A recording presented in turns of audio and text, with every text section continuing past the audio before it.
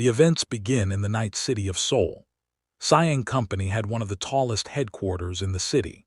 The company's annual sales were close to 3.1 trillion won, and its operating profit alone reached 302 trillion won. Automobiles, electronics, telecommunications, heavy and chemical industries, distribution, fashion products. In all of these industries, the company performed exceptionally well. They were even honored on stage as the Company of the Year. The protagonist came from a rural area and graduated from a local university. When he received his acceptance notification from Siang, villagers hung congratulatory posters on trees. His father invited relatives to a small party. Everyone celebrated. Soon he stood near the door marked Strategic Planning Headquarters, but reality struck. He was only a cleaner at a construction site. These were the people who beat and killed anyone the company no longer wanted. While this happened, their leader simply watched from the sidelines. The protagonist performed a tedious and horrifying job, looking at his boss smoking a cigarette. Still, he did not give up. At night, he studied English and reviewed countless business plans. Patiently, he gave everything he had. At some point, the aristocrats of the Sang family began to recognize the name Young Hang. Legal or illegal, they came to the protagonist. After 13 years, he became far more serious than before. No one knew the hidden truth of this aristocratic family better than him. The events move to an airport just after a plane has taken off. Yongan walked through the terminal, dragging a suitcase on wheels. The airport was quiet, with few people around. He was the one Sang trusted enough to deposit $700 million into his account. Heading toward the exit, bright sunlight filled the sky. Yan shaded his eyes with his hand, frowning as unpleasant memories surfaced. Recently, he had stood before his boss and asked how he could calmly deposit such an amount into his account. His boss first looked at him silently, then smiled. He said he did not even trust his wife, but Yongan was the exception, the only one he trusted with his money. Yun's eyes widened in shock. Returning to the present, Yongan smiled faintly and closed his eyes. He took his sunglasses from his inner pocket and adjusted them. Having earned the trust of the Sang family, he believed his life was just beginning. Suddenly, two men called out to him and approached. Dressed in black suits, they told him the road ahead was long. A bead of sweat ran down Yun Hun's face. His eyes, hidden behind the glasses, widened in shock when he realized they were from the Secretariat. Removing his glasses, he asked why they were there. The brown-haired man replied that the president had instructed them to assist him. Yongan frowned. His visit was supposed to be secret. Suddenly, horror filled him. He turned and saw a gun muzzle aimed at his back. The man behind him calmly told him to follow quietly. The brown-haired man urged him to come along. The protagonist clenched his teeth, realizing their intention. They planned to eliminate him. As the car drove along a forest road, Yongan regretted the 13 years he had spent loyally serving Siang. The driver focused on the road while his companion rested a fist on his jaw, observing the surroundings. Anger burned inside Yongan. He asked them to call the president and let him speak, but they refused, telling him to stop dreaming. Desperate, Yongan shouted, promising silence. He said he would flee to South America or Eastern Europe and never show his face again. The driver silenced him, reminding him of his wife and parents. Horror washed over him. Then the man beside him claimed the president had ordered financial support for his parents and promised to send his wife to America. Yongan's lips trembled. He knew it was all a lie. Once they killed him and erased the evidence, his family would receive nothing. They would not even give him severance pay. The company would confiscate everything, leaving not a single penny behind. The car continued into the forest until it stopped in a small clearing. The protagonist stepped out and looked around. Two men followed him. He noticed a lake whose name he did not know. This lake would become his grave. He tried to say his final words but froze when a man raised a gun. A gunshot rang out. Birds scattered into the air. At that moment, a strange energy transferred the protagonist's soul into a small boy sitting in a car seat. His eyes widened in horror. 3 months had passed since he awakened in this body, yet the nightmare of his past life never left him. His mother turned and asked if he was okay. She was an actress who became famous from a single film. The driver was his father, once her fan, later her husband. His older brother, seated beside him, teased him for suddenly waking up. Jun raised his hand, saying he was just surprised. His mother smiled faintly, saying he had grown up so suddenly that it confused her. Looking out the window, Jun realized today marked exactly 30 years before his death. 3 months had passed since he awoke as Jun, the youngest grandson of the founder Yao, a man surrounded by legends. He had been reborn as the 10-year-old grandson of the family that once ordered his execution on a secluded lakeshore. As the white car approached the mansion guarded by security, Jun stared in awe. The estate consisted of 3 massive buildings, covering over 35,000 square meters. Guards saluted his father and allowed them inside. Jun remembered this place well. This was where he once pulled weeds during his first job after joining the company. Today, it was Yao's birthday. A crowd gathered near the estate, chatting and celebrating. They were talking among themselves and having fun, like it was a billionaire version of a backyard barbecue. Jun, accompanied by his family, approached the crowd. Some people turned to look at them while others began whispering with clear dissatisfaction, the kind of side-eye you see in rich family dramas. Jun watched silently, understanding exactly what was happening. As his family moved through the crowd, he scanned the faces, then slowly stopped. It became obvious. Everyone was deliberately ignoring them. No explanation was needed. This was Game of Thrones, corporate edition. Soon, they climbed the stairs and stood before the front door of the estate. Once inside, Jun's father turned his head and announced their arrival. Instantly, every man and woman looked their way. The uncles and aunts from his father's brother's side stared with open contempt, one uncle even sneering that they had finally decided to show up. The relatives from his father's sister's side stayed silent, staring arrogantly, like royalty judging peasants who wandered into the wrong hall. One of his father's brothers smiled faintly as he observed them. Jun studied his new relatives carefully, his expression calm but alert. Suddenly, the aunt snapped, loudly questioning Yoongi about why he was late and whether his wild youth habits still lingered. Jun raised one eyebrow, genuinely unsure who she even was. Yoongi apologized calmly, showing zero emotion. The aunt rested her head on her hand irritably, muttering that it still annoyed her. Jun suddenly pictured an elderly blonde woman with a permanent smile. Though already 70, she constantly paraded young lovers like a Netflix scandal documentary. Jun covered his mouth to hide a smile, remembering her terrifying personality. The aunt noticed and frowned, demanding to know if he was laughing. Immediately, the uncle and his wife caught on. The uncle's smile vanished, replaced by pure contempt toward Yoongi. Other relatives joined in, staring at Jun's family like they didn't belong. Jun lowered his hand calmly and said he was not laughing. The aunt exploded, jumping up and screaming, but her older brother cut her off, teeth clenched, asking why she chose this exact moment to start drama. She screamed back, insisting the child had laughed. Then a voice cut through the chaos like a Marvel villain entering the room. Their father demanded to know who dared to raise their voice in his house. Instantly, the arguing siblings bowed their heads. As Yao descended the stairs, one step at a time, fear spread through the room. Yoongi and his wife bowed deeply.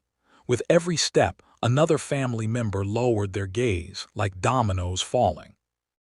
Only Yoongi, his wife, and Jun remained relatively composed, though they still bowed. Sweat rolled down Jun's face as he looked at his grandfather, a living legend of the company. Everyone stood and bowed deeply. Even the eldest brother's face twitched, veins bulging, terrified of losing his inheritance. The middle son trembled, imagining a future where he inherited nothing. The youngest feared losing his elite lifestyle. The daughter understood all of this and quietly looked away. Finally, Yang Qiao reached the bottom of the stairs. White-haired and tense, He carried the presence of a man once called the iron-hearted devil. He glared at his children. Only Jun looked at his new grandfather with excitement, like a chess player seeing the board for the first time. Bangyo bowed deeply and announced their arrival. Yao looked at her, and the tension on his face eased. Dano's eldest son trembled and hid behind his mother. Yao glared at him, and Jun's eyes widened as he realized his brother had already been in their mother's womb at the time of the wedding. That was why the grandfather couldn't fully oppose it. Suddenly, his brother's fear made sense. Jun steadied himself and stared directly at his grandfather. Their eyes locked. Yao's gaze sharpened, trying to intimidate him. Jun shuddered, sweat dripping down his face, yet he didn't look away. Then Yao smiled. He asked why they visited so rarely, even though he always called them. Jun froze. Yao stepped forward, patted his head, and said he wanted to give him something. Jun's mouth dropped open like a Pixar character seeing magic for the first time. Yoongi's sister clenched her teeth in rage. Others stared in disbelief. Only the youngest brother seemed unfazed. Yao's second daughter also clenched her jaw, watching her father spoil his grandson. Even Dango and Yoongi were stunned by this sudden kindness. Jun tried to understand why he alone was receiving it. A luxurious birthday cake arrived. Yao blew out the candles as applause filled the room. The eldest son and daughter clapped enthusiastically, smiling wide. Several grandchildren rushed over to congratulate him. Yoongi simply applauded. His eldest son lowered his gaze. Only Jun watched with quiet determination. Jun glanced sideways when a woman ordered his mother to bring more food. His mother carried wine and glasses like a maid. Jun noticed how nervous she was, yet she kept smiling gently. One sister demanded cold water with ice. Another brother's wife ordered her to clear the dishes. As Dongyo hurried, a girl snapped at her to move faster before returning to cheerful conversation. Jun clenched his fists. There were plenty of servants, yet they treated his mother like hired help. Watching her work, he remembered how she once buttoned his jacket with care. She smiled as if she enjoyed it. Jun's cheeks flushed slightly at her beauty. Dongyo placed her hand on Jun's cheek, smiling tenderly, calling him handsome. Jun was stunned.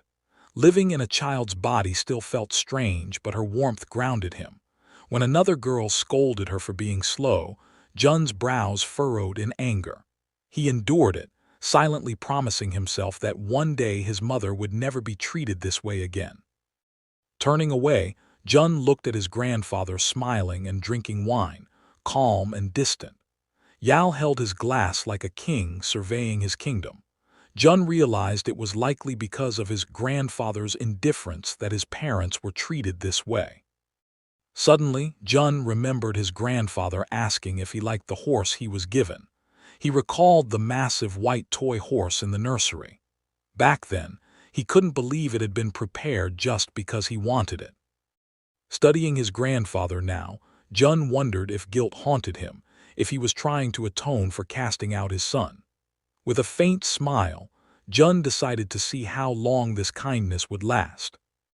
Looking up with an innocent face, Jun said he preferred a real horse over a plastic one. Yao was shocked. Jun continued, saying he liked real cars more than toy ones and wanted a real boat that sailed the sea, not something used in a bathtub. Yao froze, his smile fading. Jun felt a flash of fear, wondering if he had crossed a line. Yao frowned and asked what Jun thought was real. Regaining composure, Jun smiled and replied that everything his grandfather made was real, because he created real cars, ships, and televisions. The words of his grandson greatly surprised old Yao. He bent down, resting his hands on his knees, and carefully studied the boy's face. His sharp eyes examined Jun closely, as if wondering whether the child had passed some kind of invisible test. Slowly, Yao parted his lips and told his grandson that obtaining real things in life required hard work, suffering, and enduring countless hardships. Inwardly, the protagonist almost laughed. In his past life, he was the one who had done all the dirty work, suffered endlessly, and died in the end. Yao straightened up, a faint smile appearing as he made a proposal. If Jun finished the year with excellent marks in all subjects, he promised to buy him a real horse for his birthday. Jun's eyes widened in shock. The old man smiled and asked why Jun looked so uncertain about himself. A grin spread across Jun's face. He honestly wasn't sure he could do it perfectly. Smirking slightly, he asked if that was all he needed to do. Yao crossed his arms and replied that he would be waiting. Grandfather and grandson exchanged silent smiles. The events returned to the present. Jun frowned, deciding it was time to change things. Suddenly, a man in a suit called out to him, his brother and the other children, telling them to follow. It was Yonan, wearing a faint smile, explaining that Grandpa had ordered them to be taken to the playroom. The moment Jun saw him, anger surged. Memories hit like a flashback scene from a crime movie. The lakeshore, the gun, the man standing there calmly. Yonan. The same man who once told him he trusted no one, not even his wife, except him. The same man who gave the order to kill him. While the other children followed Yonan happily, Jun and his brother lingered behind. Inside, Jun burned with rage, but outwardly he showed nothing. This time he was Yongan. He was Jun and he didn't need to worry. Soon the children arrived at a room where a white horse had been placed. A gift for Jun. Kangan shoved past him and rushed forward, climbing onto the horse with a wide grin. He laughed loudly, showing off as the other children gathered around him. Jun and his brother stood near the door, watching silently. Jun frowned, his anger rising, until his brother gently touched his clenched fist, trying to calm him down. Jun looked at his brother and realized something. He was used to this. Not just him, but their entire family had long been accustomed to being treated this way. A smirk slowly formed on Jun's face. He decided he would not tolerate it anymore. With his hands in his pockets, Jun walked forward. Kangan looked puzzled as Jun stopped in front of the horse. Jun calmly told him to get off, saying the horse belonged to him. Kangan laughed arrogantly, saying he would do whatever he wanted. The other children burst into laughter, treating it like a scene straight out of a spoiled rich kid sitcom. Without saying a word, Jun lifted his leg and kicked the back of the horse. The sudden movement startled Kangan. The horse collapsed and Kangan fell hard. His leg was pinned beneath it. Screams filled the room. The children froze in fear. Someone shouted that they would call the adults. Kangan cried in pain, clutching his leg. Jun walked up to him, looked down calmly, and warned him never to touch what belonged to him again. Kangan gritted his teeth and cried harder.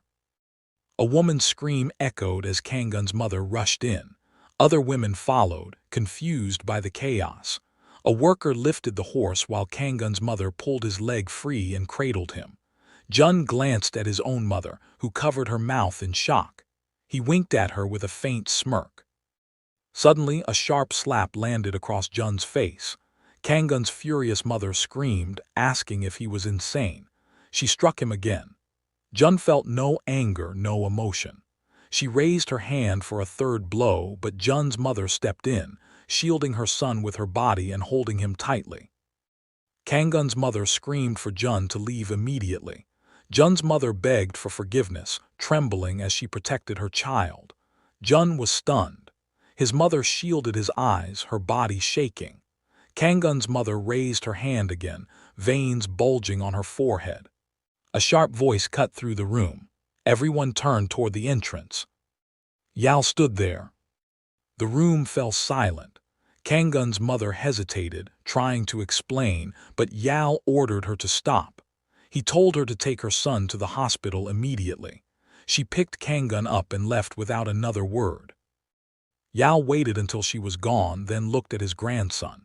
Jun met his gaze. His mother released him and quickly checked him for injuries. Yao ordered everyone else to leave except Jun nervously. Jun's mother held his shoulders, searching his face. Jun smiled and nodded, reassuring her. She bowed her head and left, glancing back uneasily. When they were alone, Yao asked if Jun was the one responsible. Jun confirmed it without hesitation. Yao frowned and asked why he would do something so dangerous. Jun reminded him that the horse was his, a gift from his grandfather.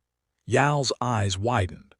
Jun calmly added that Kangun tried to take it, so he broke the horse instead, because he would rather destroy it than let someone else take what belonged to him. Yao narrowed his eyes, asking if Jun truly meant that. Jun confirmed it again, watching closely for his reaction. Then Yao smiled. The anger vanished. He looked at Jun with approval. Jun immediately understood. This was the cruelty of an empire builder, the mindset of a ruler who never gives up even an inch of territory. Like a mafia boss or a warlord from a blockbuster movie, Yao respected strength. However, Yao soon stopped smiling. He said that even if Jun didn't intend to hurt his brother, he still caused harm and must be punished. Jun bowed his head, accepting it without protest. Yao turned and told Jun to follow him. Moments later, Jun was shocked as he entered the office. His grandfather walked to the head of a long table where the core members of the company were already seated. Jun's mouth fell open. Jun studied the people sitting at the table and glanced at Yonan, realizing this was a place only the truly powerful were allowed to enter. Yao crossed his arms at the head seat, releasing an invisible pressure that made the room feel heavy. Jun stood near the entrance, stunned. Even in his past life, despite serving the Sang family for over 10 years, he had never been allowed here. Now he was inside. Jun knelt behind his grandfather, copying his posture. Though tense, he hid it well. His attention shifted to Yonan, seated hesitantly in a position that hinted at succession. Jun realized Yonan had already been chosen as the heir. Yao ordered the directors to speak freely. One director said the current president was too stubborn and would not step down even as his term ended. Yao asked what would happen if the president continued to resist. Another director confirmed the president could gather his own support, his own army. Yao closed his eyes thoughtfully. The directors began discussing scenarios and strategies. Jun raised an eyebrow, confused. Army, people. This didn't sound like corporate politics. One director explained that there were already more than 1 million people nationwide involved, and if the military joined in, the number could double. Yao opened his eyes slightly, surprised, and asked calmly whether people were afraid of weapons. Imagining the scene of the protests, one of the directors explained that if the people were calmed down, fear would return. But if the army stepped in, then protests and uprisings would only be the beginning. Hearing this, Yao slammed the table and shouted, demanding to know what the director meant. Was he preparing for the fall of the government? Did he really think the next president would come from the opposition? Yao struck the table again. The directors instantly fell silent, eyes closed in fear. Yao shouted angrily, saying that of course it was possible, but the opposite was just as likely. Jun watched them coldly. These were the same people who had pinned everything on him in his past life and even ordered his murder. Then Yi raised his hands and spoke. He said the government would not collapse. The successor was already known. The brothers sitting opposite nodded in agreement.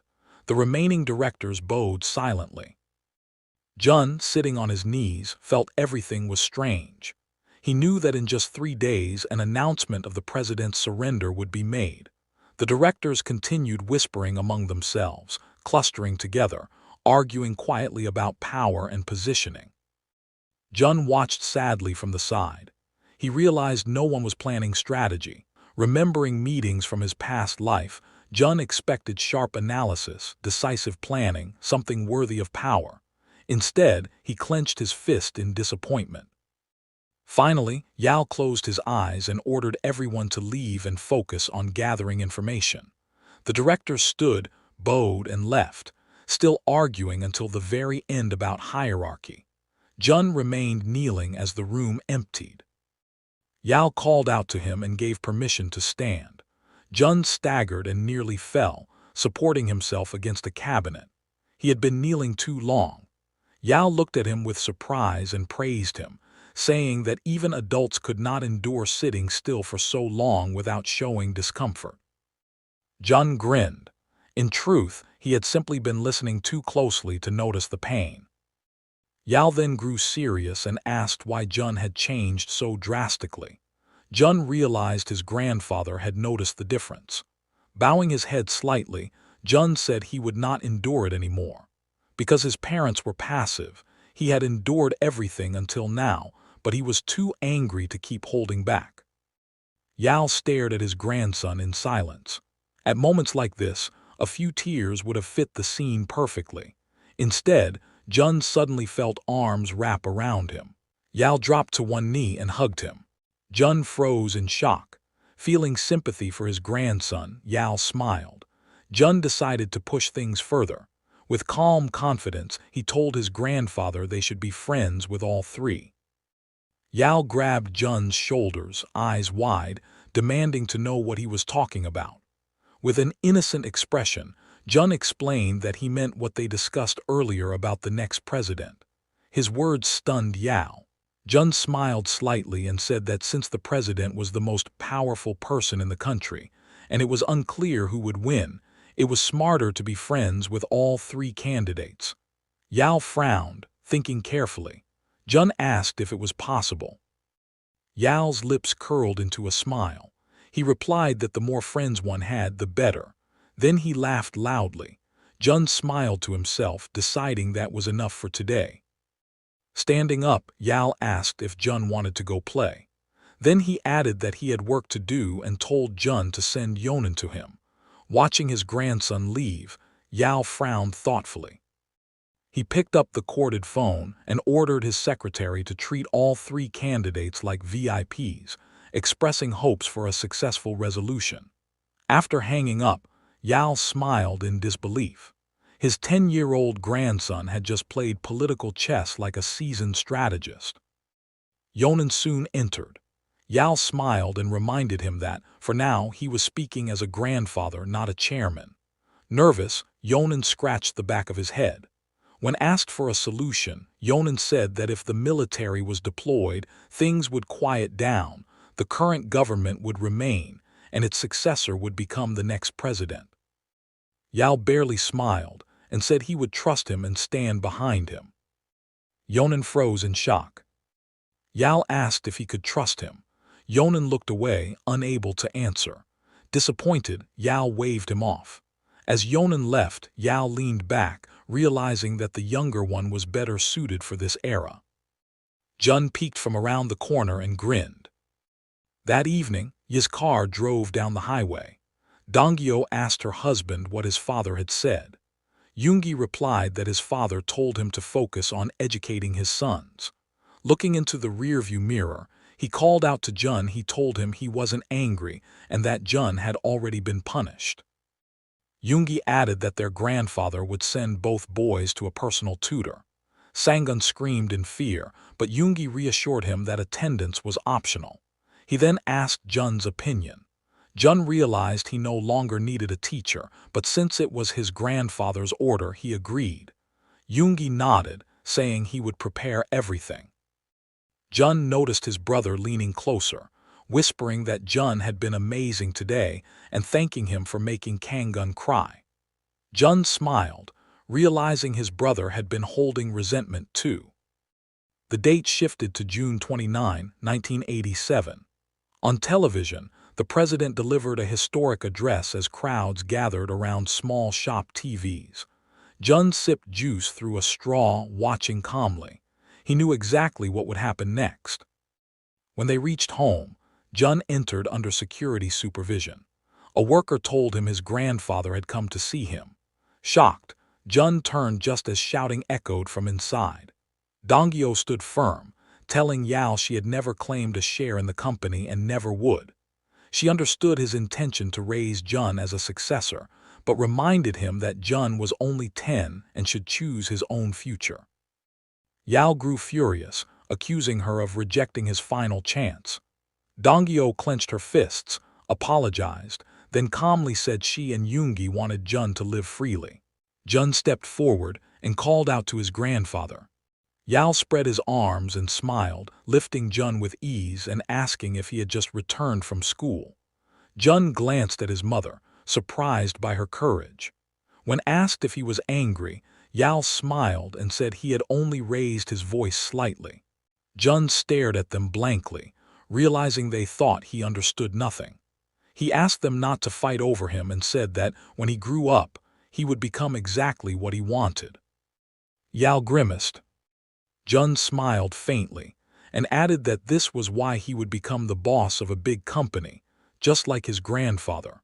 Yao burst into laughter, delighted. He said talent sometimes skipped a generation. Donggyo stared in shock, speechless. Yao grabbed Jun's shoulders and happily asked Donggyo if she still had objections. Tears filled her eyes as she turned away to prepare tea. Later, Yao sat beside Jun in his room filled with books and asked if he remembered what he said about befriending 3 people. Jun smiled. He remembered everything. Yao explained that he had already sent gifts to them. Things, however, had taken an unexpected turn. Jun listened closely as his grandfather described alliances forming. Smiling, Jun asked if those 3 people were the candidates for president. Yao smiled, confirming that each of them wanted to become something like a ruler. If the second and third candidates united and won, they would become the leader and deputy. Yang Qiao immediately rejected this idea. Hearing this, Jun raised his hands and closed his eyes, saying that in that case, there was no reason for the second and third to unite, because among them, only one could ever become the leader, asking if this meant they were never truly united. Jun opened his eyes and calmly replied that the third place would never help the second without receiving something in return. Someone ranked 10th or 20th might help for nothing, but never the third. That position was too close to the throne. Yang Qiao frowned deeply. Throughout his life, every influential person he met assumed unity was natural, yet his grandson was the only one who said it could never happen. Yang Qiao slowly extended his hand and placed it on Jun's head. Smiling, he asked how Jun could be so sharp at such a young age. Jun smiled back, saying nothing. The next morning, his car drove along a wooded highway. Jun sat in the back seat, staring out the window, his mood sinking as familiar scenery passed by. His parents asked why he suddenly wanted to visit the western coast. Jun smiled and said his textbook mentioned a secluded place where the western sea connected with the northern one, and he wanted to see it himself. They exchanged puzzled looks. In truth, that wasn't the reason. Jun needed to confirm something. Standing near a small shop, Jun decided to check what he looked like now. When he glanced toward a nearby house, shock froze him in place. He covered his mouth, panic rising as he imagined facing his parents from his past life. Then he noticed an elderly couple chatting happily behind a window. Tears welled up in Jun's eyes. He lowered his hands and whispered, calling them Mom and Dad. Relief washed over him. They were alive. Suddenly, the door opened. His former mother stepped outside and startled him by asking why he was crying. Jun stared at her, speechless. His former father followed, crossing his arms and smiling as he asked if the boy was lost. Jun quickly denied it, saying he was looking for a friend's house. When asked about the friend's name, Jun hesitated and mentioned it. The couple froze. They said no one by that name lived nearby. Then the woman casually mentioned their daughter Henji. Jun's mouth fell open. In his past life, there had never been a child named Henji. Reality shifted. The version of him from the previous timeline didn't exist here. The newspaper slid off the table inside the house, revealing a headline announcing the presidential election victory. Elsewhere, Yang Qiao leaned back, staring at the paper. He smiled faintly, remembering Jun's words. Now he understood. His grandson's instincts had been right. Back at home, Jun sat at the table, arms crossed, deep in thought. The future was already changing. The appearance of Henji proved it. The more things shifted, the more dangerous it became. His greatest weapon, knowledge of the future, was slowly losing accuracy. Jun frowned. Before turning 20, he needed to prepare everything.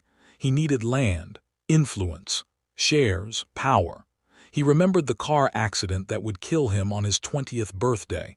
That death had to be prevented at all costs. A knock interrupted his thoughts. His mother entered, smiling gently and calling his name. Jun smiled back and followed her, clenching his fists. No matter how much he thought, there was only one way forward. Act carefully, observe results, adjust daily. That evening, the lights of the S Hotel shone brightly. Yang Qiao smiled widely when he saw Jun run toward him. The boy hugged his grandfather, still not used to the affection, but unable to resist it either. They sat together under a glowing chandelier. Yang Qiao looked at Jun with satisfaction. Clearly, things had gone well. Jun asked innocently if something good had happened. Yang Qiao laughed and said seeing him already made him feel better, promising to buy him anything he wanted.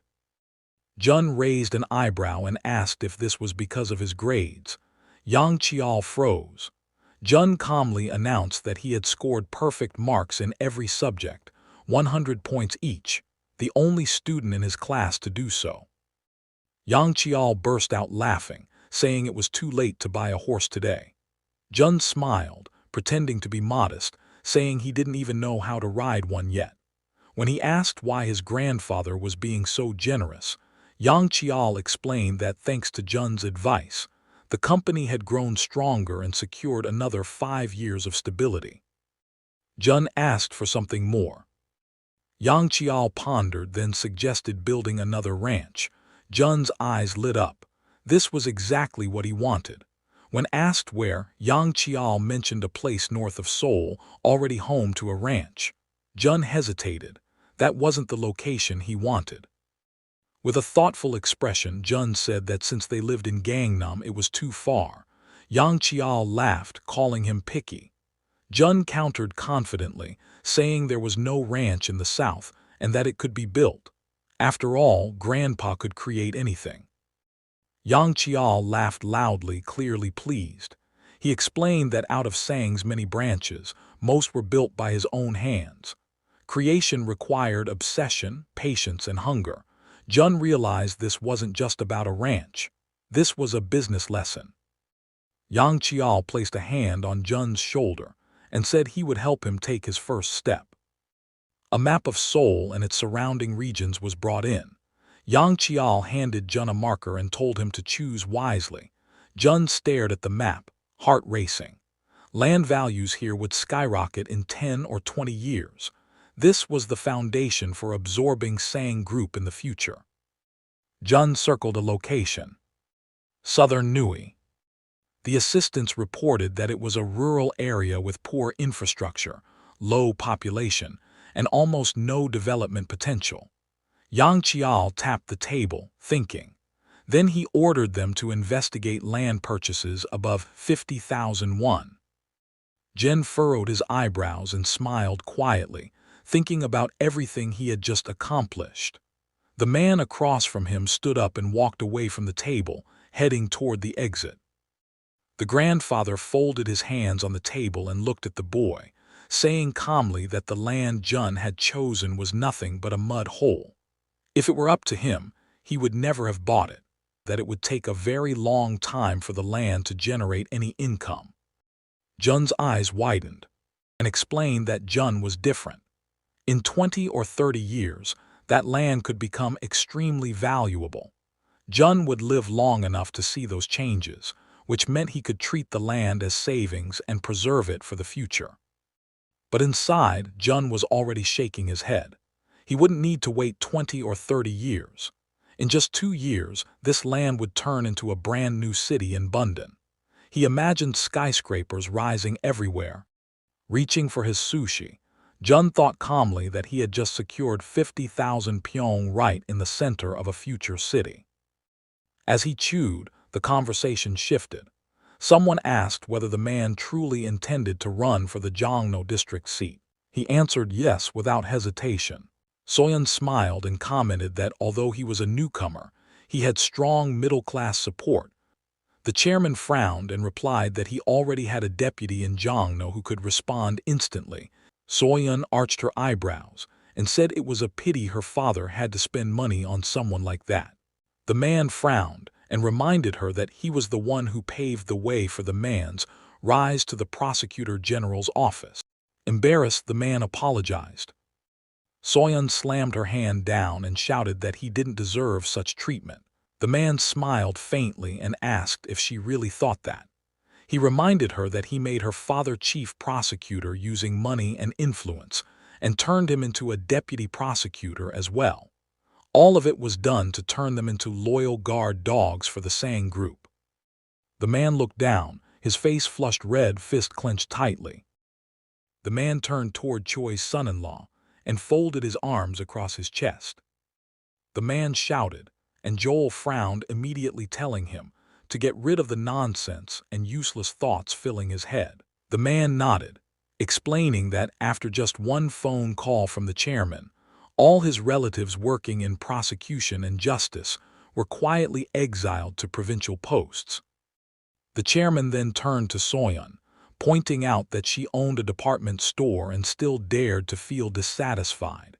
She clasped her hands, realizing he had seen straight through her plan to push her husband into politics, seize power, and eliminate her brothers to take over the group.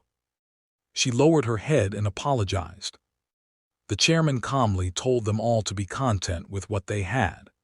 Jun sipped his drink through a straw and glanced sideways. Soyeon and her fiancé walked past, their faces filled with frustration. Jun smiled faintly. Greed had crushed them again. It must sting watching sibling after sibling rise while being quietly erased from the inheritance list. Closing his eyes, Jun relaxed. He could safely eliminate them from his mental checklist. The grandfather smiled and asked if Jun was bored. Jun replied that everything was fine and that he was reading. The man approached with an envelope and said it was a good habit to always keep a book nearby. He handed the envelope to Jun. Jun took it in surprise and asked what it was. The total area was 88,000 pyong. Jun's eyes widened. His grandfather had added another 30,000 beyond the original discussion of 50,000. Jun pointed this out. The man chuckled, nodding that Jun remembered numbers well. There were multiple owners, but their individual plots were small, so he bought several. Jun immediately understood. With 80,000 pyong, the compensation alone in 2 or 3 years would reach 16 billion won. The grandfather asked if Jun liked it that much. Jun smiled and nodded. Closing his eyes, Jun imagined a massive white building. Apartments in Bundon would soon sell for 75 million won per unit. Jun hugged his grandfather, thanking him. The old man hugged him back. Jun smiled, thinking that being a little nice wasn't a bad idea when you've just been gifted 16 billion won. The Constitution of the Sixth Republic took effect. A president was directly elected. The July 7th Declaration was announced, promoting inter-Korean exchange and improved relations with the United States and North Korea. Market conditions peaked. People flooded into Seoul and housing prices exploded. The government announced plans to build 2 million homes. Cranes filled the skyline. Entire districts transformed. When the map was unveiled, the chairman smiled and said it was incredible. Haki asked what he meant. The chairman pointed to the map and said this was where Jun's ranch was built. Haki's eyes widened. That was the new city. The chairman smiled, saying the kid had thought 100 steps ahead and beaten everyone to it, all within a single year. The most ironic part was that he had originally opposed buying that land. The chairman laughed loudly. Later that night, Jun stared at his bank documents, covering his mouth as he giggled. 14 billion won. He planned to sell only 60,000 pyong for now and wait for the remaining 20,000 to rise further. His grandfather had said it clearly. This was Jun's money. Jun bowed his head over the table, laughing quietly. At future market prices, this would exceed 100 billion won. Then there was a knock at the door. Jun froze. Jun looked at his parents in surprise and nodded. They sat down on the sofa opposite him. His mother gently asked what he planned to do with the money. Jun raised his eyebrows and casually said that he had promised his grandfather he would save it in a jar. His parents exchanged uneasy looks and asked if that was really true. Jun smiled inwardly, realizing they were worried.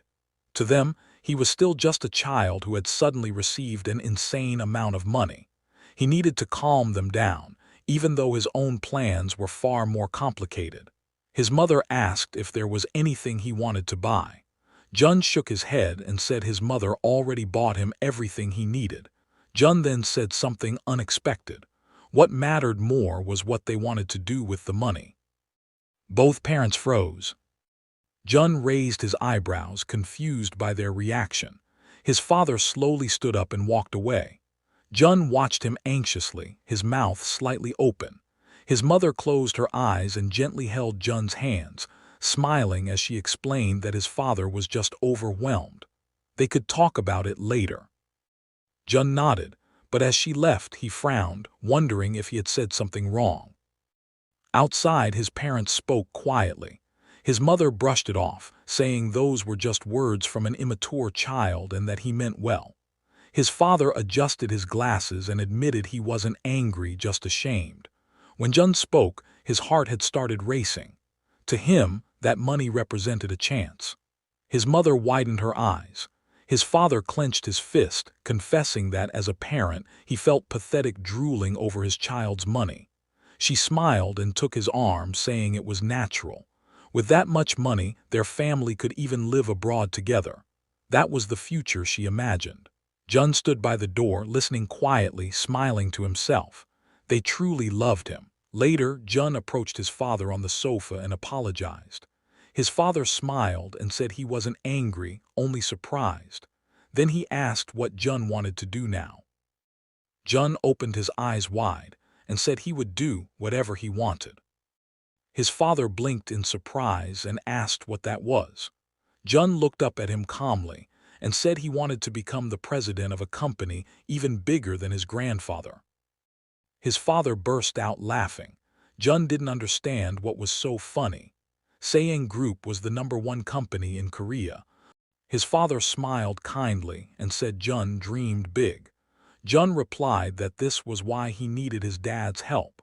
His father adjusted his glasses and said he didn't think he could help much. He had studied business in England, but his true passion had always been cinema. Jun's eyes lit up. That was exactly what he needed. He asked if his father still had contacts from his time studying in England. His father stared at him in shock and slowly folded his hands, studying his son carefully. Elsewhere, the Sayang Group building glowed in the sunset. Yonan clenched his teeth in frustration after hearing that Jun had received 14 billion won as land compensation, with another 10 billion coming later. Even if Jun simply put the money in the bank, the interest alone would be enormous. Apartments, rental income, endless possibilities. Yonan shouted that it wasn't the point. His grandfather was a man who never gave away even a single one without reason, yet he had handed Jun a ranch, land, and full control over the money. That alone said everything. Compared to that, Yonan realized how little he himself was valued. Back at Jun's house, the evening sky glowed pink. His father opened the door to greet an old friend from England. Jun widened his eyes in shock as the man introduced himself. Sean, chairman of PowerShares Korea. Jun froze. In the future, this company would grow into a financial monster, managing hundreds of trillions of won. To Jun, it was like meeting the Warren Buffett of Korea before the world realized who he was. Sean asked if he could speak to Jun alone. His father smiled and encouraged Jun to listen carefully. Sean placed his briefcase against the wall and sat down, folding his hands calmly. He said he heard Jun wanted to become a businessman. Jun nodded without hesitation. Sean asked if Jun wanted to follow in his grandfather's footsteps. Jun replied that he wanted something even bigger. Sean smiled and said Sayang was already the largest company in Korea. Wanting more sounded greedy. Jun smiled and said it wasn't greed, it was a dream. Sean laughed, saying Jun had inherited his grandfather's hunger and his father's imagination. Jun asked if Sean himself ran a big company. Sean nodded, explaining that his business was different. His job was to make rich people even richer. Jun's eyes widened. He asked if Sean dealt with people who had a lot of money. Sean confirmed it. Jun then asked if Sean could increase his money too. Sean laughed, then shook his head.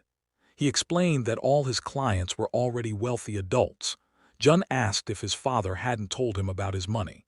Confused, Sean listened as Jun explained he had 14 billion won now, with another 10 billion coming soon. Sean froze. 14 billion. Jun casually handed him a notebook and said it was an investment plan he had created. Sean slowly flipped through the pages. His expression changed. Sweat formed on his brow as he read projections, stock strategies, and long-term investment structures. Jun sipped his drink calmly, watching Sean's reaction. Sean finally closed the notebook and asked how a 12-year-old could know such things. Jun smiled and said he was just smart. Sean shook his head, saying no one would believe this came from a child. Even top university students didn't think this far ahead. Jun replied calmly that those students weren't grandchildren of a chaebol chairman, nor did they dream as big as he did. He explained that he had spent years listening to his grandfather, learning from every conversation. Sean asked if Jun's grandfather had helped with the plan. Jun smiled vaguely and said he had simply listened closely. Sean went outside to speak with Jun's father. Staring into space, he admitted that Jun was no ordinary child. This wasn't about good grades. The boy thought differently, sharper, deeper. His father smiled quietly. Sean fell silent, gripping his suitcase, realizing he needed time to think. The game had just reached another level. Yoongi reached out, trying to stop Sean, but watched him leave anyway. He froze in place, eyebrows raised, still processing Sean's words about Jun being a genius. The problem was, he didn't even know what Jun was a genius at. From inside the house, Jun watched through the window. The moment his father looked up, Jun smiled brightly and waved. Yoongi frowned, a bead of sweat forming on his face. It was already night, yet the second-floor window glowed with light. Sean paused and asked Jun directly whether he had used information from his grandfather to create the investment plan. Jun turned toward him and with an innocent expression answered yes. Sitting on a child's computer chair, he let silence fill the room. Sean closed his eyes, nodded, and said that a plan backed by the Saying Group chairman's perspective would naturally be valuable. Standing up, the wooden floor creaked. Sean adjusted the documents in his hands and said bluntly that Jun wouldn't need any investment textbooks. Jun knew he had no choice. Using his grandfather as an excuse was the only way to force his father's friend to follow the plan. Sean packed the papers into his briefcase and said that by the end of the year, an investment company in America could be established. Jun would own it entirely, keep his savings overseas, and part of the funds would cover operating costs. Jun replied calmly that those details could be handled without Sean's involvement, then added that he had one more request. Sean smiled nervously and asked what surprise was coming next. Jun grinned. Downstairs, footsteps creaked as Sean descended. Yoongi stood up from the couch and asked if Jun had caused trouble. Sean placed a heavy hand on his shoulder and said, with narrowed eyes, that he was jealous of his friend's son. Yoongi slumped onto the sofa in relief and asked why. Sean explained that Jun planned to invest only 10 billion won. Confused, Yoongi asked what Jun would do with the remaining 4 billion. Sean leaned forward and said the boy wanted to start a film production company. Yoongi froze. Sean added casually that Jun had already chosen his father as the first CEO candidate. Yoongi jumped back in shock. Sean smiled, explaining that with 4 billion won, at least 10 Korean films could be produced. Yoongi pressed his lips together, thinking, if he invested personally as well, the profits could multiply. Sean noted that Jun was frighteningly perceptive. He asked him to lead the company knowing Yoongi would never accept direct money. It was psychological judo. Yoongi lowered his gaze, silent. The next day at the chairman's residence, the secretary explained that Sean was the chairman of PowerShares Korea. Yang Chial frowned, surprised that his son knew someone like that. Haki calmly added that they had studied together in England. Yang Chial scoffed, saying Jun should have simply put the money in the bank for interest. Instead, he chose to start an investment company. Sean's profile lay on the desk.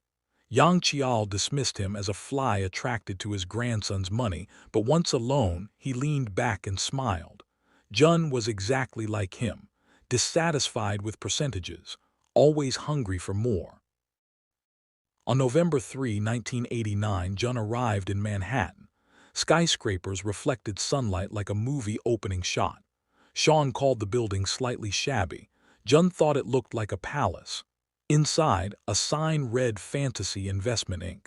Sean thought the name childish. Jun thought it was destiny. Employees gathered. Jun was introduced as CEO. They stared, stunned. Jun spoke fluent English. Sean was baffled. Jun explained that learning foreign languages was mandatory to survive at Sayang. In his past life, it had been non-negotiable. Jun immediately asked the staff to investigate a company.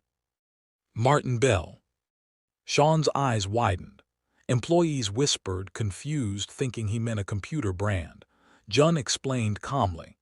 At age 12, Martin sold stamps directly, bypassing auction fees. He used targeted marketing, simplified distribution, and later founded a world-class computer company. Sean stared. How did a child know this? Jun smiled. Martin had earned money at 12 without a rich grandfather. Wasn't it obvious he'd become enormous? Sean ordered immediate research. Days later, they met at a burger joint. Sean explained they were late.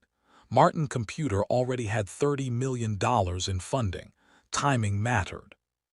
Inside the crowded restaurant, Jun spotted a man with glasses. Sean confirmed it.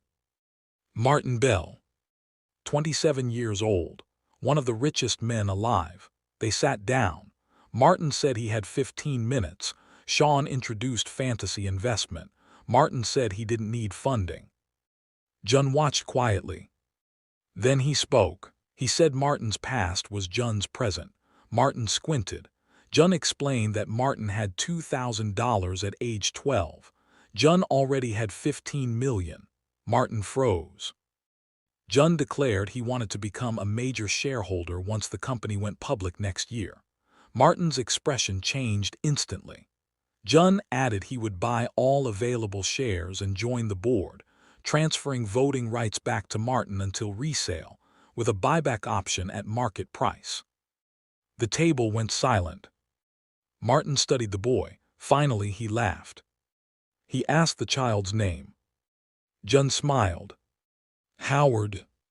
Later in the car, Sean admitted he still couldn't process what he'd seen. Jun calmly said the truth. He was a 40-year-old man reborn with future knowledge. Sean stared, then crossed his arms, dismissing it as science fiction. Jun laughed. Sean sighed and looked out the window. People understood the past and future at different ages. There was no reason to doubt the mind of someone who had already lived it. The boy smiled as the plane began its descent, the runway lights stretching beneath them. Reports from the New York branch claimed the trip was just sightseeing and shopping, but holding a folder in his hands, Yang Chial scoffed. His grandson didn't travel with Sean for leisure. This was business. The secretary bowed and promised to investigate further. Noticing his hesitation, Yang Chial asked why he looked so tense. Haki clenched his fists and revealed that Yoongi was currently creating a film production company.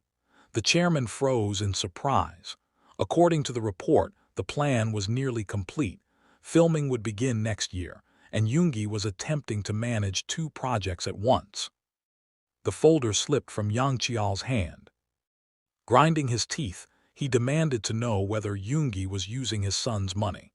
Haki confirmed it. 4 billion won. The old man slammed the table, crossing his arms in anger. He snapped that his grandson had made a mistake by gaining recognition but failing to spend money properly. Even if the money belonged to Jun, it should not be wasted so carelessly. Haki cautiously objected, saying the film project could succeed. Yang Chial shot him a deadly look and replied that Yoongi had lived his entire life like a slacker. Making movies was not easy. If it were, there wouldn't be so many box office disasters. Still, Haki added that if even one film succeeded, it would prove Jun's investment instincts were terrifyingly accurate. Late that night, lights glowed in the cottage windows. Investment reports covered the table. Jun had invested around $9 million into Martin Computer and was reviewing candidates for the remaining $6 million. As he flipped through documents, one name caught his eye. Microsoft. Sean smiled and said the tech field was risky. Jun frowned. How could Bill Gates' company be dangerous? Sean explained that Microsoft's operating systems weren't receiving strong market reactions, and rumors suggested IBM might develop its own system and cut ties. Jun thought briefly about future versions of DOS and decided it didn't matter. A year or two wouldn't change the outcome. Sean admitted that if it were him, he would still choose Microsoft. Jun agreed calmly.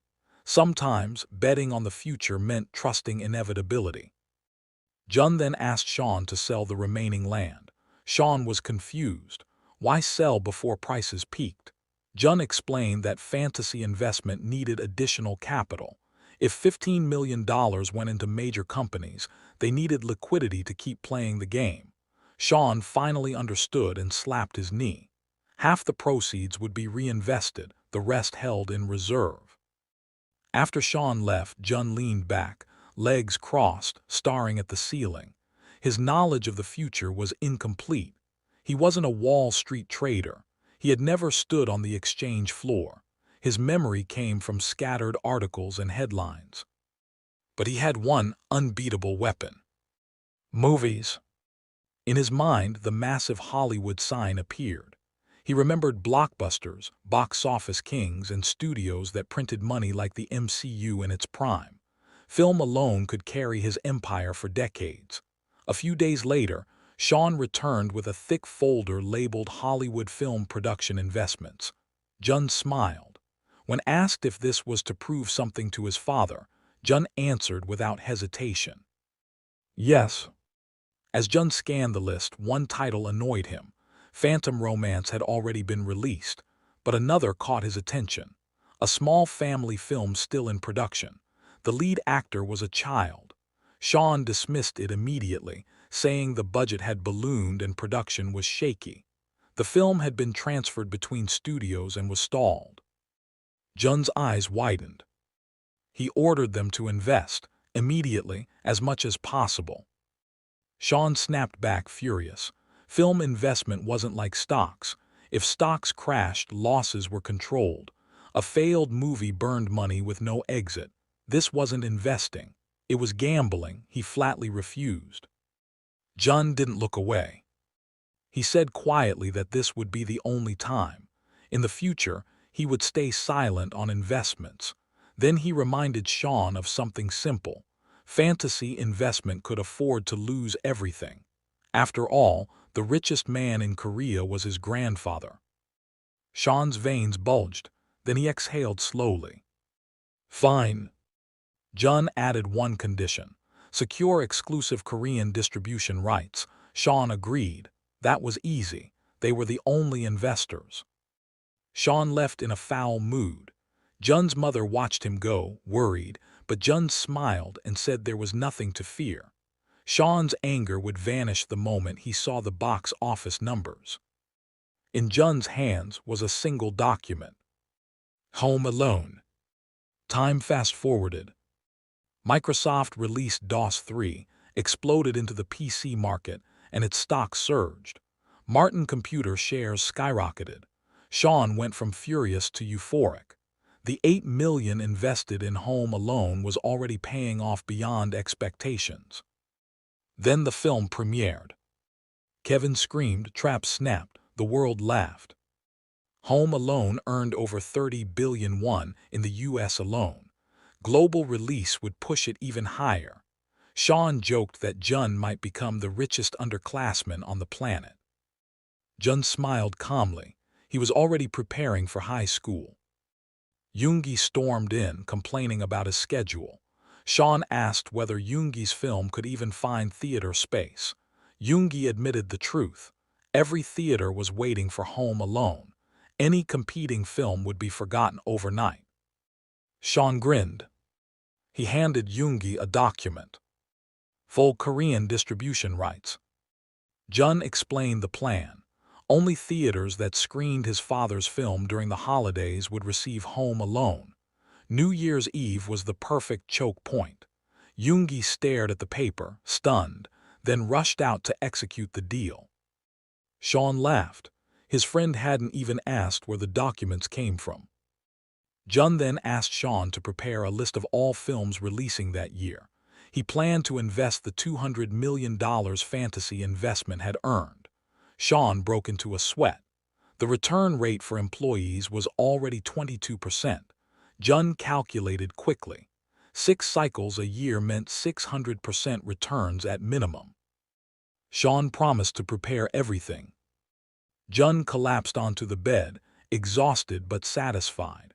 For the next 3 years, he would focus on school. Maintaining top grades was the price of his grandfather's trust. A knock came at the door. His mother peeked in and suggested dinner. Jun smiled and agreed. Downstairs, Yoongi rushed out, checking his watch. He said the film released today and he wanted to see it with his own eyes. Jun watched his father leave and smiled. The future wasn't coming anymore. After that, Jun opened a printed newspaper. He flipped to the middle and began reading casually when something suddenly caught his attention. He lowered the paper onto the coffee table. Every newspaper carried articles criticizing Ain Motors. Jun covered his mouth thoughtfully. This wasn't supposed to happen yet. In his memory, Ain Motors didn't truly collapse until after the 1997 financial crisis, and even then, it was absorbed by Diane Motors a year later. Rolling his eyes slightly, Jun considered 2 possibilities.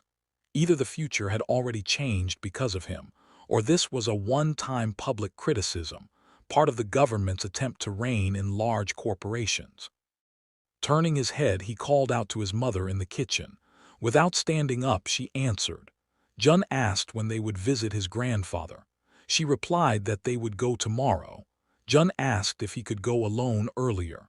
Smiling, she said he could go after breakfast and that his grandfather would like it. Watching her set the plates on the table, Jun asked if she would go to the cinema since today was the premiere. His mother replied that if there were no spectators, she would feel very nervous. Jun couldn't reassure her. The truth was, he remembered almost nothing about this film. Maybe it never even existed in the original timeline. Either way, he had already given his father a chance. What happened next depended on him alone. The next day, Jun stood quietly outside under the bright sun, simply watching. The chairman's residence glowed in the light. An elderly housekeeper told him his grandfather was in the office with guests. Jun said he would wait in the living room. He noticed 2 pairs of men's shoes in the hallway. Sitting on the large leather sofa, Jun couldn't stop thinking about the newspaper articles and the early morning meeting upstairs. He pressed his hands to his mouth, eyes focused forward. In his mind, he imagined the conversation unfolding. Yang Chial sat behind his desk, asking whether Yoongi was confident he could take over Ain Motors. Yoongi confirmed it. Acquiring Ain would secure second place in the industry, and if successful, Sang would become #1 in the country. Yang Chial entrusted the task to the vice chairman and ordered him to coordinate with Chairman Lee, demanding Ain be taken within a year. He promised to hand over the entire automobile industry if he succeeded. The men present widened their eyes in shock. Yoongi smiled brightly. The secretary stiffened. Giving away the automobile industry was nearly equivalent to handing over the entire conglomerate. He suspected the chairman had already chosen a successor. But Yang Qiao clarified calmly. He wasn't giving away all of Sang, only the automobile sector. Transferring those shares wouldn't threaten control, and even that alone would generate massive personal wealth. He smirked, saying Yoongi probably thought the same. When the meeting ended, Jun entered the office. He asked if his grandfather worked even on holidays. Yang Qiao replied that he had already finished. Jun's eyes landed on a newspaper headline on the desk. Lazy management of ownerless companies exposes structural weakness in large corporations. Jun's eyes sparkled. Today's meeting really had been about Ain Motors. He casually mentioned that his uncle seemed unusually cheerful. Yang Qiao brushed it off as holiday mood. Then Jun pointed at a folder on the desk. The title read, Restructuring the Domestic Automobile Industry and Government Support Measures.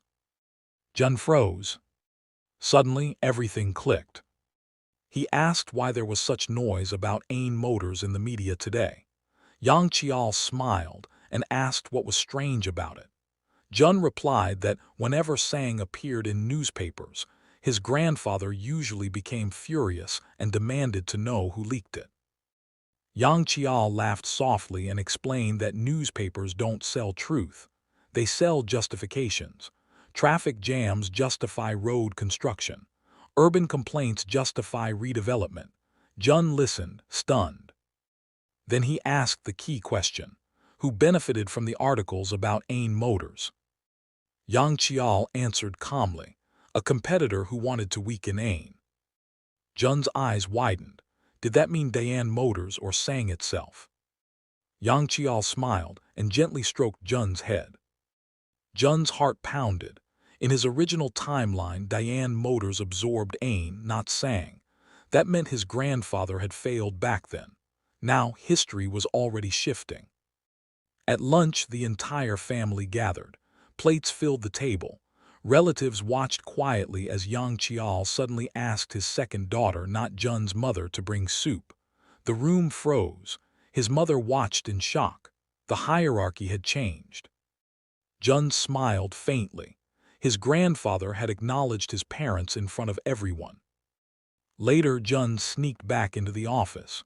He searched the documents on the desk, spreading them across the floor. His expression darkened. This wasn't a takeover plan. It was a government-backed consolidation policy. If Diane absorbed Ain, monopoly concerns would arise. That made Sang the only acceptable buyer. Jun clenched his fists.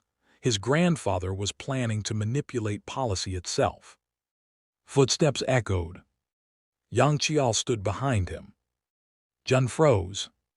One wrong word could destroy years of trust. Choosing carefully, Jun told the truth, slightly bent. He said he had read the newspaper, noticed the folder, and became curious. He apologized for touching the documents. Yang Qiao stared at him for a long moment. Then he smiled. He praised Jun's curiosity and perseverance, but warned him never to enter the office alone again. The crisis passed, but Jun knew the real problem remained. Leaving the office, Jun clenched his fists. If Sang absorbed Ain, his future plans would collapse. He needed to stop the government itself from supporting this consolidation. Later, reports came in. The chairman of the Hami Group had purchased land in advance. Politicians had accepted bribes. Yang Qiao grimaced. The secretary advised staying away from the Blue House. This fire would be difficult to control. Yang Qiao slammed the folder shut. They would give up Ain Motors. The report was thrown into the trash. That night, Jun sat in his chair, sipping juice through a straw, legs crossed. He knew chaos wouldn't come immediately, but the anonymous information he had leaked would slowly spread. Sooner or later, the public would notice. And when they did, the future would shift once again. Dunn placed the bottle of juice on the table, his fingers tightening around it. That would be enough. With political circles shaken for a while longer, the government would have no choice but to reject Sang's proposal. They simply wouldn't have the time or stability to deal with anything else. Sunlight poured through the panoramic windows of towering skyscrapers. Sitting across from him on the sofa, Sean looked up from his documents when Dunn spoke.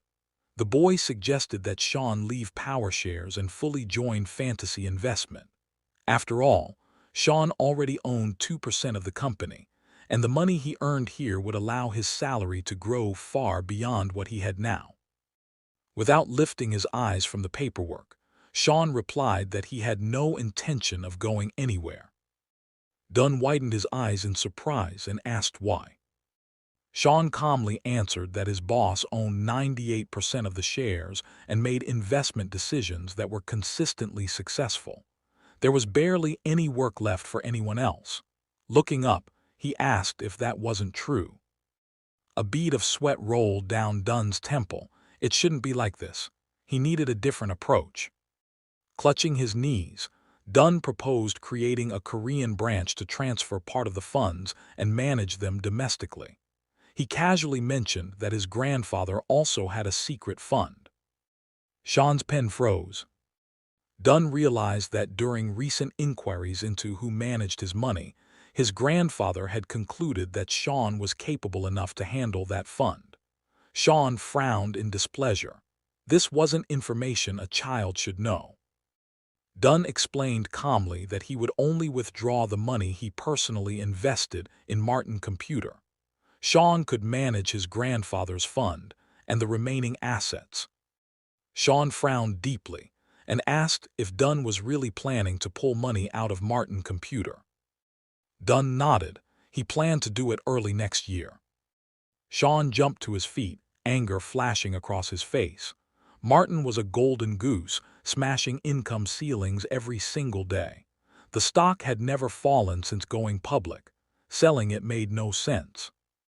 Leaning back into the sofa, Dunn closed his eyes and said they would talk about it later. Then he asked Sean what he thought about the Korean branch idea. Smiling faintly, Dunn clarified that this wasn't a proposal. It was a request. Sean narrowed his eyes and turned toward the window. The anger didn't leave his face, but after a long silence he said they would talk after he finished his work. Dunn smiled. He was ready to accept any conditions. Sean moved toward his desk. Dunn knew he needed an adult who wouldn't treat him like a child, someone smart and experienced. Until he became an adult himself, only Sean could fill that role. Sean turned back and asked what Dunn planned to do with the money from Martin Computer. Dunn casually replied that he wanted to invest in Japan. Sean nearly exploded. He slammed his foot down and sat heavily in the chair, snapping that newspapers were already screaming about the bubble bursting and Japan entering its greatest economic crisis. Dunn calmly replied that the greatest opportunities always appear during the greatest crises. Sean crossed his legs and scoffed. Only successful people say that. Everyone else dies trying. Dunn smiled and asked quietly if Sean thought he couldn't be that one in a million. Sean stared at him suspiciously.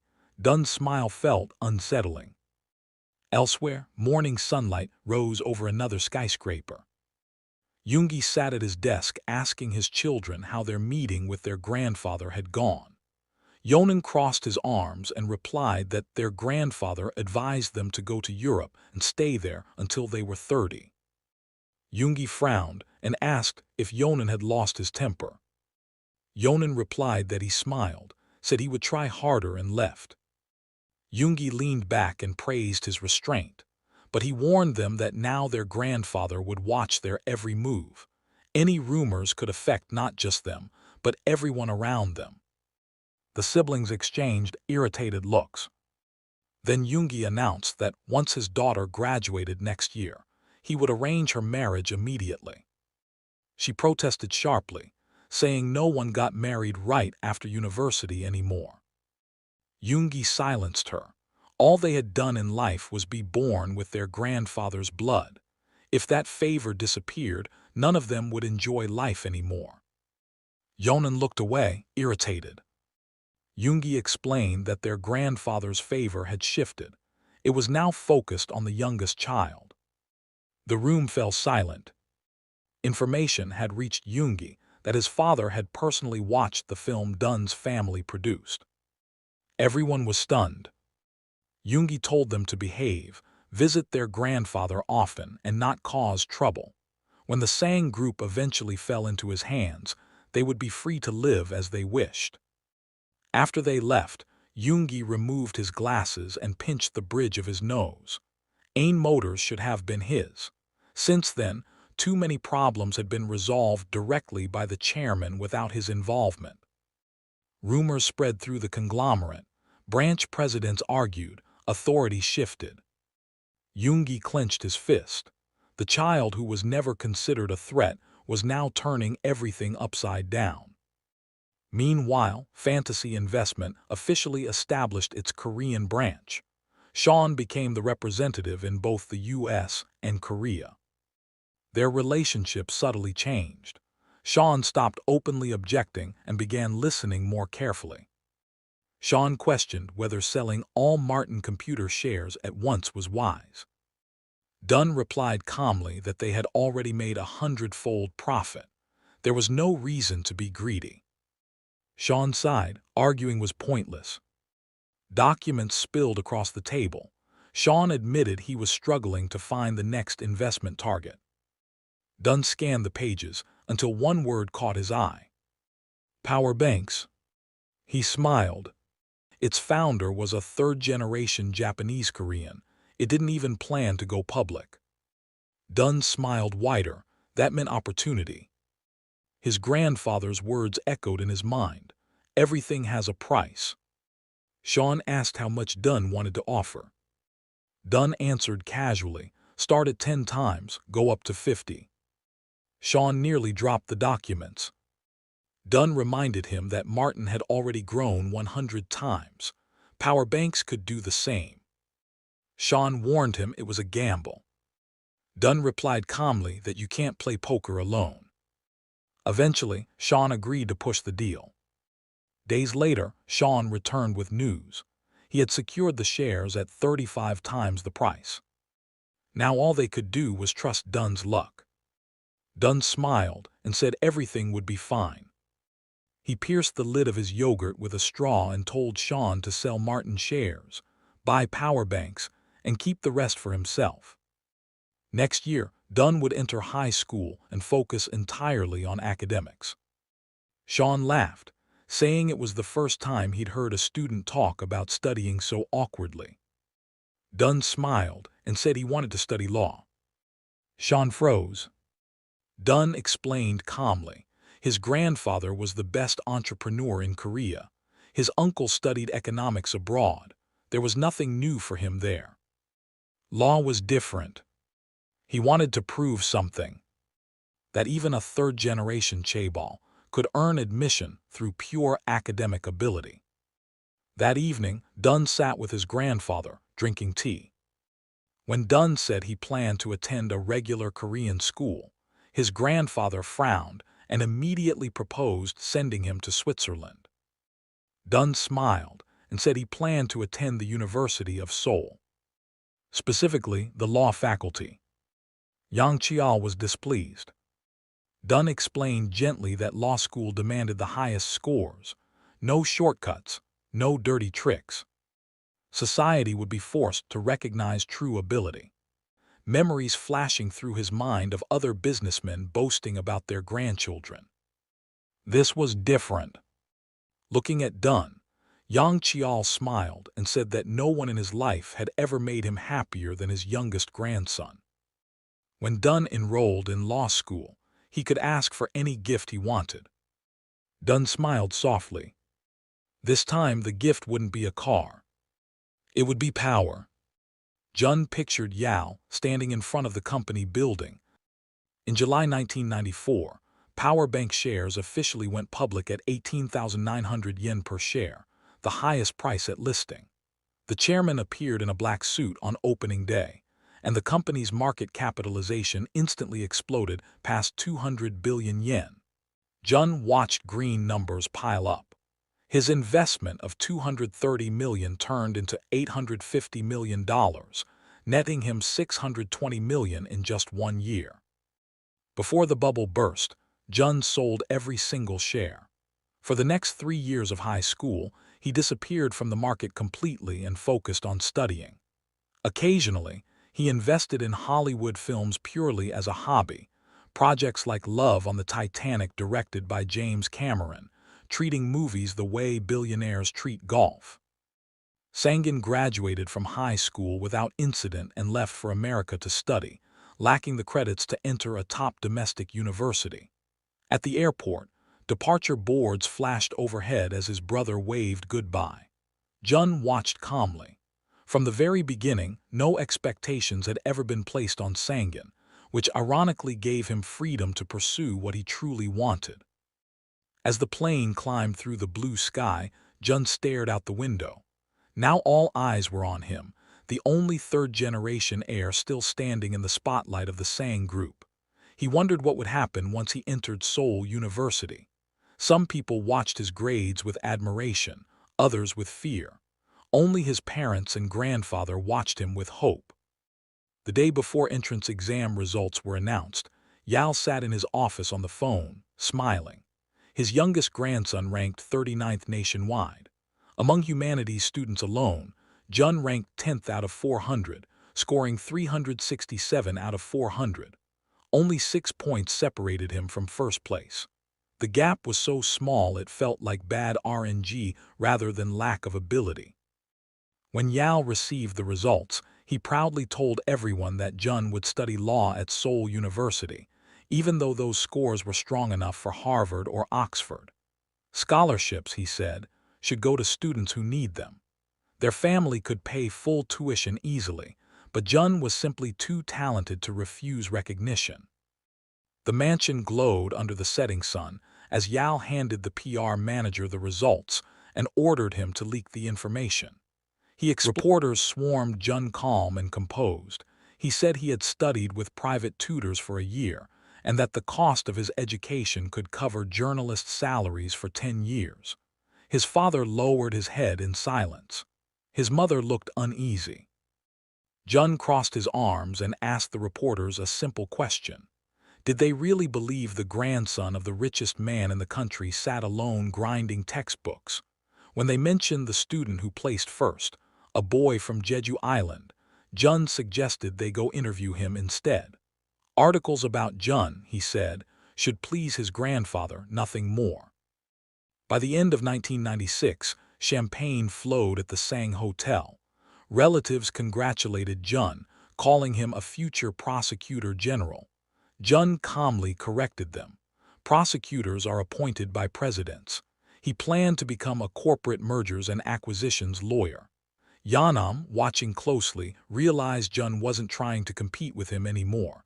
That made him dangerous.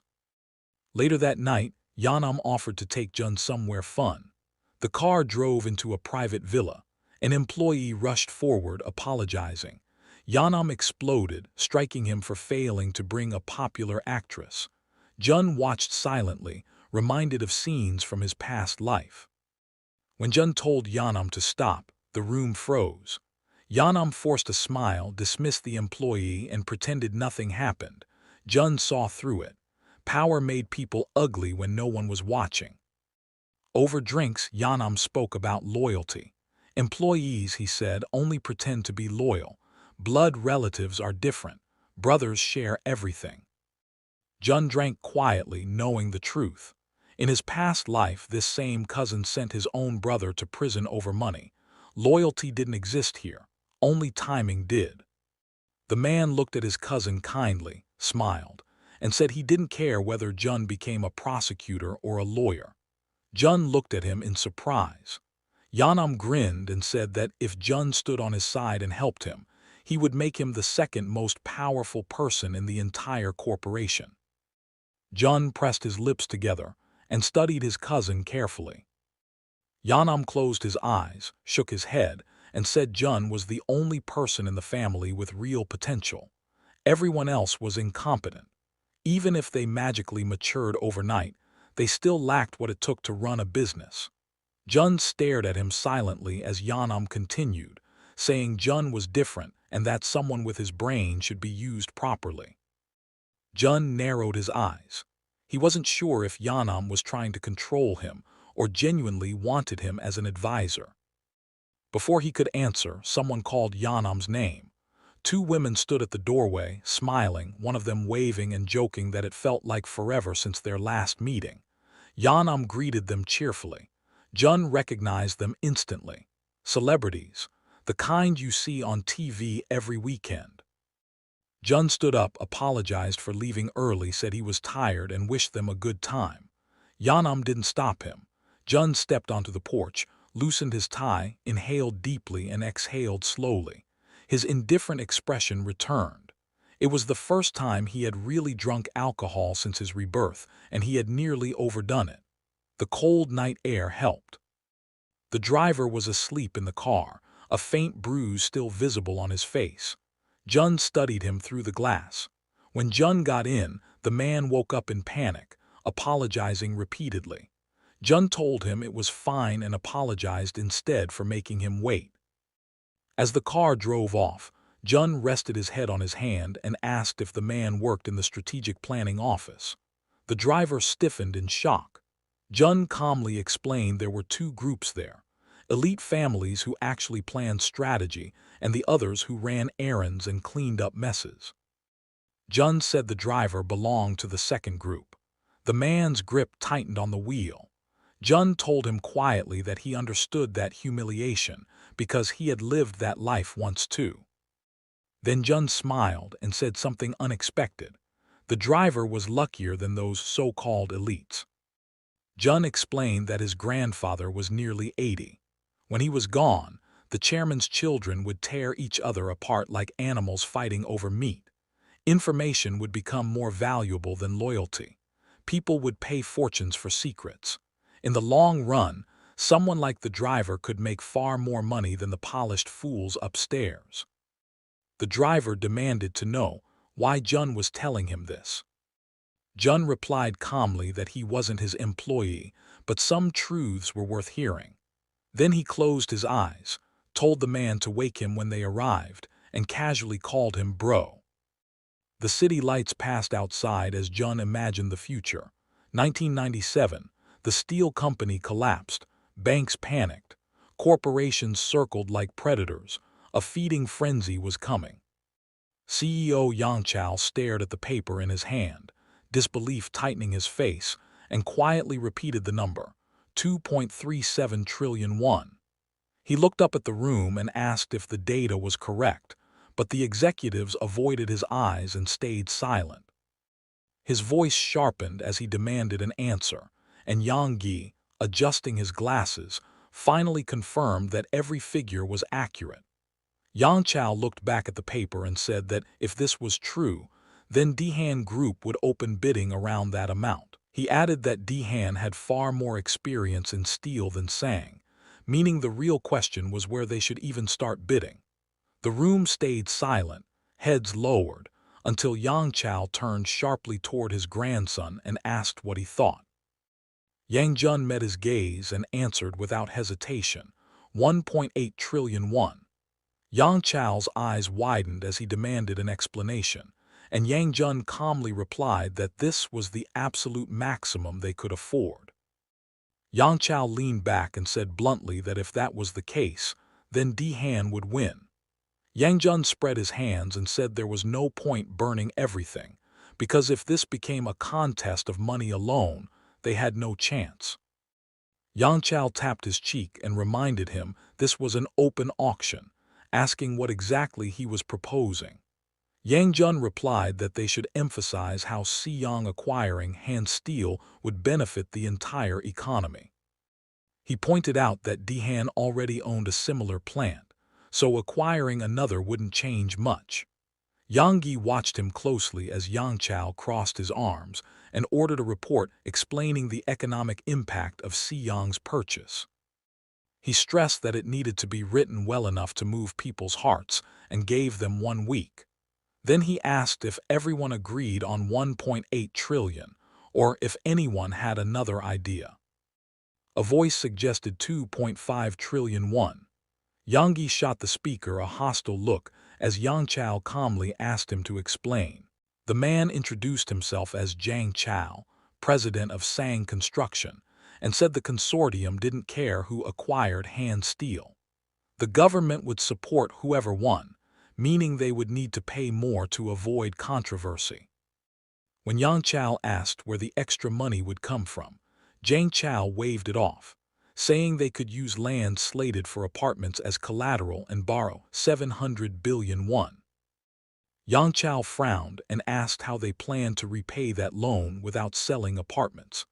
Zhang Chao narrowed his eyes and said he would resolve everything during construction, so the chairman had nothing to worry about. Yang Chao studied him and realized this answer came closest to reality. Zhang Chao had offered a solution and taken full responsibility, leaving the chairman clean if things went wrong. Smiling slightly, Yang Chao joked about how casually Zhang Chao talked about 700 billion, asking how much he'd already embezzled. Zhang Chao hurriedly denied it as the meeting dissolved. Later, reviewing documents, Yang Chao said Dehan was expected to bid 3 trillion won and scoffed that their CEO wasn't the type to bluff. When asked if he truly planned to invest 2.5 trillion, he questioned why it mattered. The secretary admitted that doing so would limit the fund for some time. Yang Chao smiled and asked Dijun what he thought, finding him calmly reading at the table. Yang Chao asked if simply offering more money was their only option. Dijun smiled and asked for a hint, already knowing his grandfather wasn't easy to read. Closing his eyes, Yang Chao said that if he owned a sapling, he'd sell it to someone who would grow it, not someone who'd cut it down for firewood. Business worked the same way. The secretary broke into a sweat and asked if Dehan really planned to resell the company. Yang Chao replied that it didn't matter, as long as the seller believed that story. Dijun finally spoke, explaining that Dehan would build apartments on the land, sell the equipment overseas, and erase the company quietly. If Siyang acquired it, they would at least appear to restore it. Yang Chao smiled, saying he might have given too obvious a hint. Dijun considered Dehan's connections and realized approval wouldn't be difficult if dismantling was the plan. When asked how much he intended to invest, Yang Chao admitted that 1.8 trillion was the limit. Haki warned that the 500 billion gap was massive. Yang Chao closed his eyes and said all they needed was to plant seeds, and he'd turn them into rumors. Dijun immediately understood, imagining headlines, protests, and pressure. Yang Chao ordered him to closely observe how he used government allies. Then his tone softened, reminding Dijun that orientation started tomorrow and advising him to build loyalty early. Dijun closed his book, said he understood, and was told a capable man was waiting outside to follow his instructions. Smiling, he thanked his grandfather and headed out. Outside, lights still burned in the windows as a man by the car bowed and handed him a card. He introduced himself as Yunyo, assistant head of group strategy, and offered him a ride home. The car moved through the streets as Dijun stared out the window. When he asked who had assigned Yunyo, assuming the vice chairman, Yunyo replied that it was Chief Haki. Dijun pictured Haki, his grandfather's closest aide, and asked who the reports would go to. Yunyo said everything went directly to Haki. Dijun smiled and told him to report everything exactly as it happened, since following Haki's orders was his job. Yunyo stayed silent as the car continued forward. As sunlight hit the brick cottages, Dijun mentioned Hand Steel again, saying he hoped they'd get involved. Sean frowned, saying it wasn't really their game. Sean explained that even if they acquired it, liquidation was inevitable and selling would take years. Dijun smiled and said that wasn't the goal. He wasn't trying to buy it, just raise the stakes and leave. Sean frowned harder, warning him about the clash between Dehan and Sang. Dijun looked at him and said plainly that he was helping his grandfather and wanted Siyang to win. Sean sighed, reminding him that as CEO, he had to obey the main shareholder. He then asked the real question, "What exactly do you want?" The answer aired on the news instead of in words. An American investment fund announced it had entered the race, offering 2.5 trillion won for hand steel. Standing before reporters, Sean leaned forward calmly, saying companies come and go and steel mills aren't sentimental assets. His fund had calculated the value and was confident it would win. When asked what fantasy investment would do if they succeeded, Sean replied without hesitation that they were investors, not builders. The plant would be sold to someone more capable, and the land would go to construction. A reporter asked whether this was speculation despite the risk. Sean took a sip of water and said that wasn't the right word, adding that the bank should simply choose the highest bidder, especially when even banks were vulnerable. The screen went dark as someone threw the remote onto the table. Hack closed his eyes, rubbing his temple, saying interference without consequences wasn't acceptable. Sean narrowed his eyes, irritated that such a trivial issue had forced an early meeting. The man snapped back, pointing out that this little performance had clearly shaken someone they both knew. Yonel trembled with anger, ordering the secretary to bring Sean in immediately. Sean stood up calmly, saying the chairman should rewatch the interview, because he and his grandson had thought this through carefully. He admitted Siyang would gain an advantage and might spend more than planned, but now the consortium would be easier to convince. With that, he excused himself, heading to a creditors' meeting. When the door closed, the secretary froze, finally realizing which grandson Sean meant. Hackey tilted his head, understanding that this intervention could shift public opinion exactly where they needed it. He laughed at himself for missing it earlier just as the phone rang. Chairman Yang Chao said he'd reconsidered, and that Sean's interference could be useful after all. Hackey confirmed that he'd spoken with the fund's head and that it was Dijun's idea, even if Sean refined the execution. Yang Chao was stunned, then laughed, realizing his grandson had pulled an American investment fund into his corner, explaining that tomorrow the media attack would begin, harsh articles criticizing fantasy investment. He planned to flood television discussions with economics professors emphasizing that Dehan already owned a steel mill. The narrative would be simple: Dehan didn't need hand steel to run it, only to strip the land. Hackey smiled, confident this would poison public opinion. Yang Chao praised his timing as perfect. Dijun walked in with his hands in his pockets, noticing the banners, beer bottles, and long tables packed with people. He paused at the entrance as heads turned, some whispering about his looks, before taking a seat among food and drinks. He smiled, thinking that without knowing the future, this would feel painfully awkward. A student council member welcomed everyone, followed by law professors. Then freshman introductions began. One student shouted his name proudly, another declared himself the future guardian of justice. Dijun listened with a grin as applause echoed. When the microphone reached him, the room fell silent. He asked for a little extra time, bowed politely, and introduced himself as Dijun, joking that he should probably thank his rich grandfather for getting in. Some laughed, others didn't, because they knew money alone couldn't buy admission here. Still smiling, he said he wasn't good at making friends, so he preferred gifts. He asked if gifts counted as bribery. The answer came calmly: friendship was too abstract to count. He followed up by asking about professors, earning laughter when one admitted grades were much more concrete. That's when the doors opened. Men in black suits rolled in boxes as murmurs spread. Dijun smiled and said his grandfather taught him that gifts should exceed expectations. Boxes were handed out, revealing brand new laptops. No one was listening anymore. Later, sitting beside his grandfather, Dijun casually calculated the cost, around 600 million won. Yang Chao stared at him in disbelief.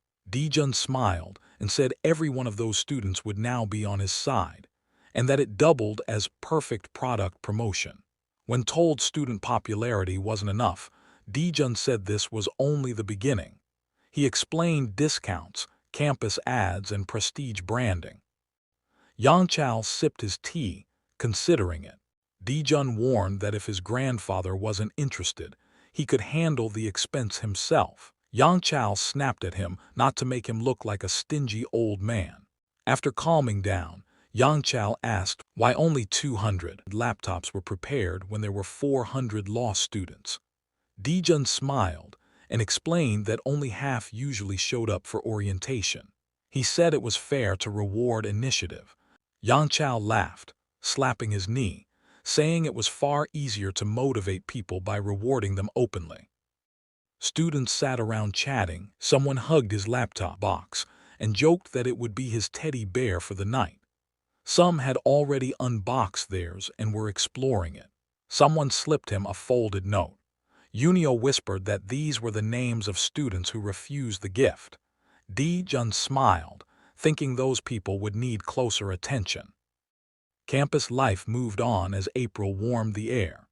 Dijun chatted with classmates, quickly forming a small circle of close associates. In class, students greeted him warmly. One joked that the laptop was so good he couldn't study anymore. Dijun laughed and said that was part of the plan, distracting his rivals. A few students without laptops watched him carefully, sweat running down their faces.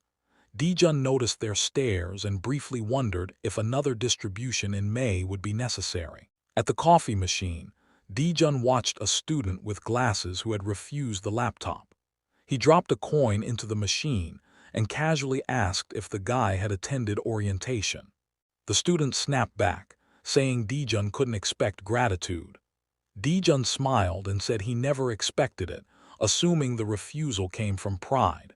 Accused him of showing off his wealth in front of professors. Dijun calmly asked whether refusing a free lunch or coffee would also count as pride. The student argued it wasn't the same. Dijun replied that it was exactly the same, only scaled differently.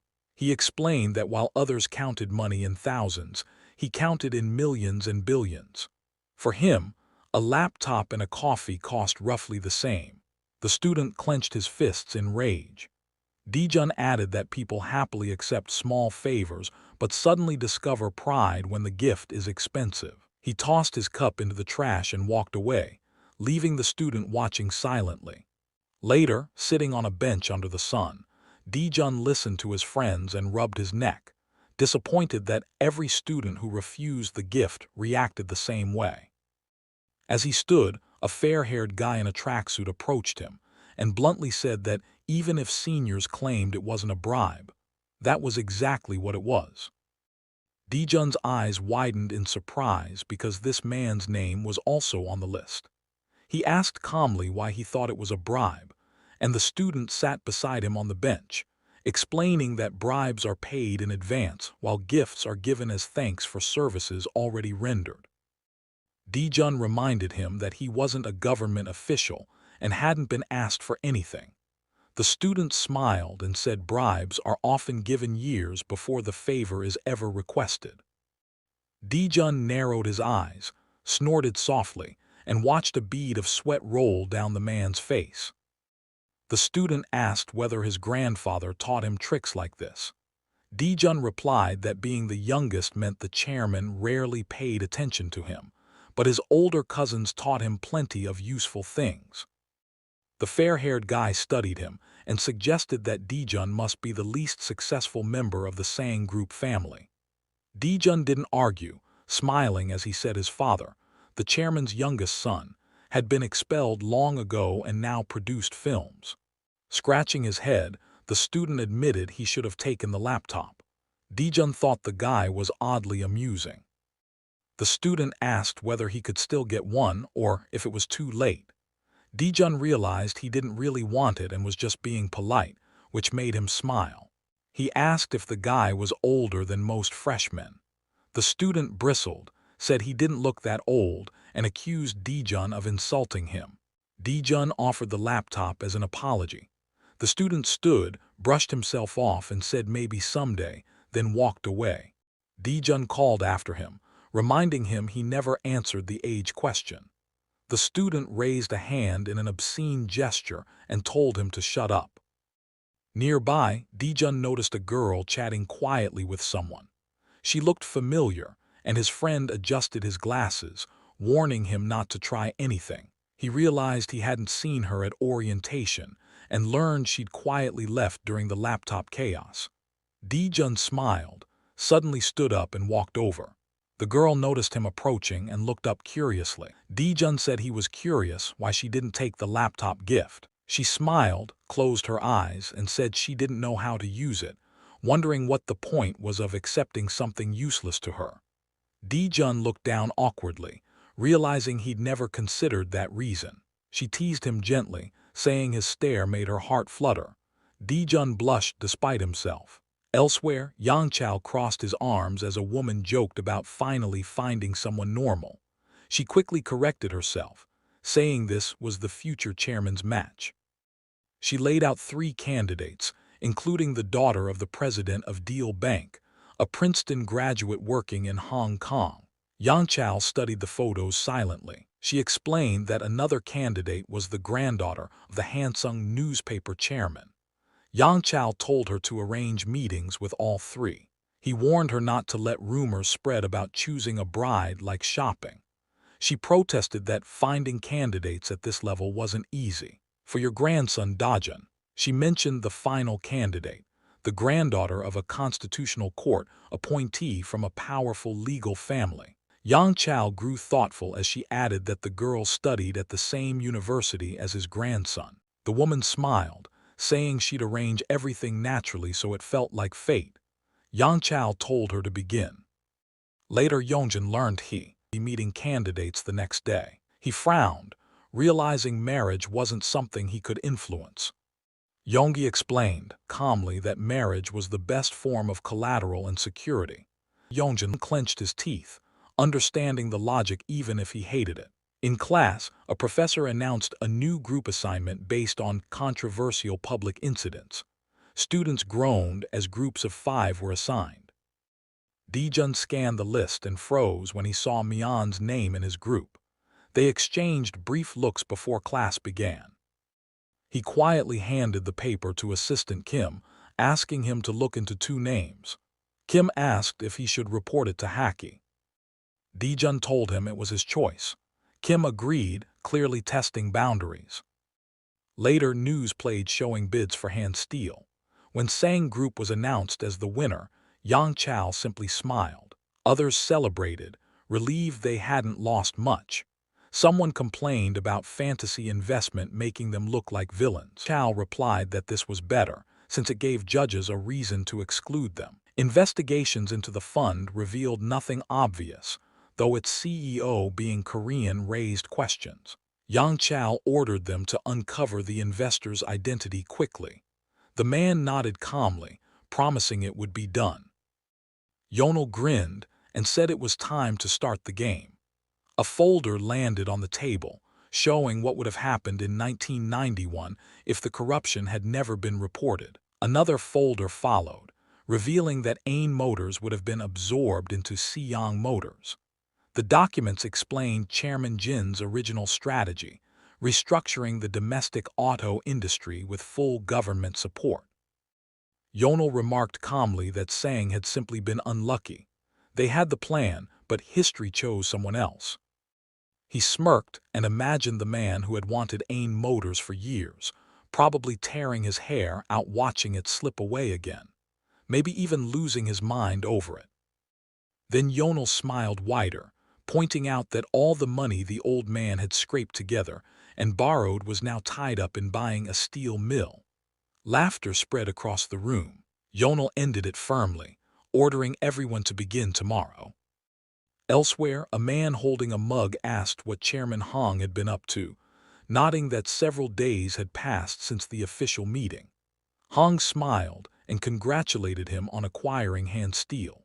The man closed his eyes and asked if congratulations were really necessary, since the vice chairman and Yongan had handled everything.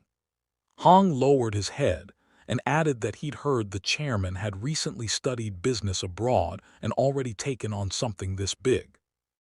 Then Hong hesitated and reported that strange rumors were spreading. News about Ain Motors had suddenly started appearing again, exactly like 6 years ago. The gray-haired man froze and slammed his mug down, asking if someone was targeting the company. Hong admitted it wasn't confirmed, but the similarities were too obvious to ignore. When asked about Hansung Daily, Hong replied that their exit had already been blocked. The man stayed silent, put away his phone, and asked for a bottle of water. A nervous girl brought a tray, flinching when he snapped that he asked for a bottle, not a glass. He drained it quickly, slammed it down, and waved her away.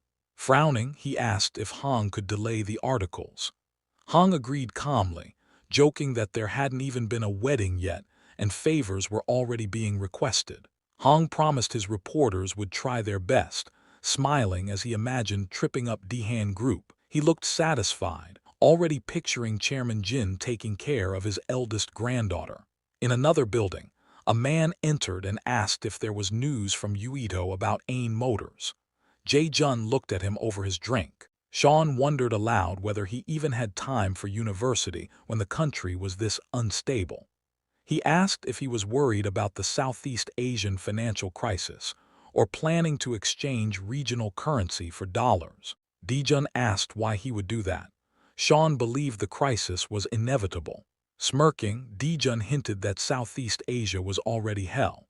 By April, 4 Korean conglomerates had collapsed, while the Asian dragons were still standing tall. Sean frowned when asked whether preparing for a typhoon was really so wrong. He closed his eyes, realizing Dejun was closely tracking global financial flows. Sean revealed rumors that Dehan was targeting Ain Motors. Its finances were already at rock bottom, and a little pressure would suffocate it completely. Dejun realized history hadn't changed. 6 years ago, his grandfather failed to take Ain Motors, and now the same moment had returned. This time, he decided, the outcome had to change. He asked about the takeover directly, surprising Sean. News spread that the story would be framed as a foreign investment success through fantasy investment. Dejun frowned and stated firmly that it would be their company, not outsiders, that did this. At Siyang, reviewed documents, reporting that Dehan's chairman was using the exact same strategy Siyang had designed 6 years earlier. They fell silent. Dehan had gotten hand steel, but it drained their funds. Ain Motors was now too expensive. When asked if this was part of the plan, Yao crossed his arms and said there was nothing they could do now. If Dehan took Ain Motors, Siyang's market share would collapse. Yao demanded action by tomorrow. After the room emptied, Haki asked whether they should sell the 7% stake in Ain Motors held under other names. Yao snapped, accusing him of surrender. Haki replied calmly that if Dehan took control, Ain Motors would go bankrupt anyway. Yao clenched his teeth, saying that without the corruption incident 6 years ago, Ain Motors would already be theirs. He suggested using the shares to stir trouble. Haki said the shares were scattered and needed someone to unify them. When Sean's name came up, the secretary froze. Yao ordered him to give Sean the shares and make him their representative. They also had a reserve fund. This was their chance to pull him back. Haki considered exchanging Fantasy's 100 billion won fund for the 7% stake and smiled, realizing the chairman's instincts were still sharp. Later, Sean leaned against a sofa as Yao explained everything. Dejun noticed how furious his grandfather really was. Yao said he wanted to use the 7% stake to shake the situation by throwing Sean into the front line. He reminded him that Fantasy still had dirty funds available. Sean hesitated, saying there was no reason to buy a company destined to fail. Dejun frowned, sensing there was more left unsaid. Sean finally asked if Dejun truly wanted Ain Motors. Dejun confirmed it calmly. Sean warned him that acquiring Ain Motors meant acquiring the entire Ain Group, worth over 14 trillion won. When asked what he would do next, Dijun stayed quiet. Sean said rationally they should shut down branches, scrap what was useless, and sell the rest at cost. Dijun smiled, saying valuable things should be sold at a higher price. Sean replied that they should sell it to whoever paid even slightly more. Dijun thought that answer sounded exactly like a gambler's logic. Sean smiled and suggested saving Ain motors properly, cutting away the rot first, then applying medicine and feeding it nutrients. Dijun looked pleased and asked what came after that. Sean scratched the back of his head, admitting he wasn't confident he could control a massive conglomerate even if they succeeded. Dijun calmly told him to reach that point first and worry about control later. Closing his eyes, Sean said the real issue was simple. Even if they rushed into the takeover, the odds of winning were close to zero. Dijun smiled and asked why Sean suddenly sounded cautious, reminding him that he'd never been afraid of low odds before. Sean clenched his fist and explained that if Chairman Jin's 7% stake ended up with them, they could finally see inside the company. He reminded Dijun that his grandfather was Chairman Jin himself.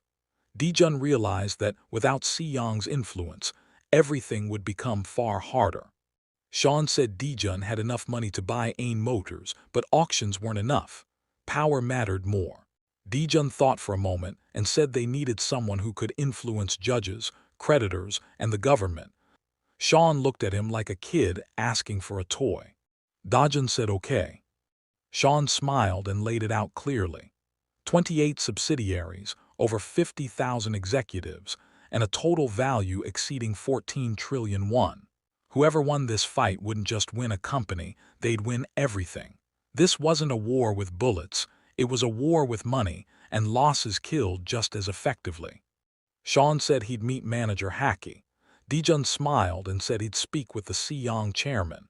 Both knew the game had begun. Later, holding a milk carton, Dijun was asked why he kept skipping school. He said he planned to enroll, not suffer, and wanted to rest a little. His grandfather called him out, saying Dijun went to miracle investment every morning instead of studying. Dijun replied calmly that he was relaxed and noticed Yunek working harder than ever. The old man complained that Dijun might get expelled, forcing him to donate through the Siyang Scholarship Fund.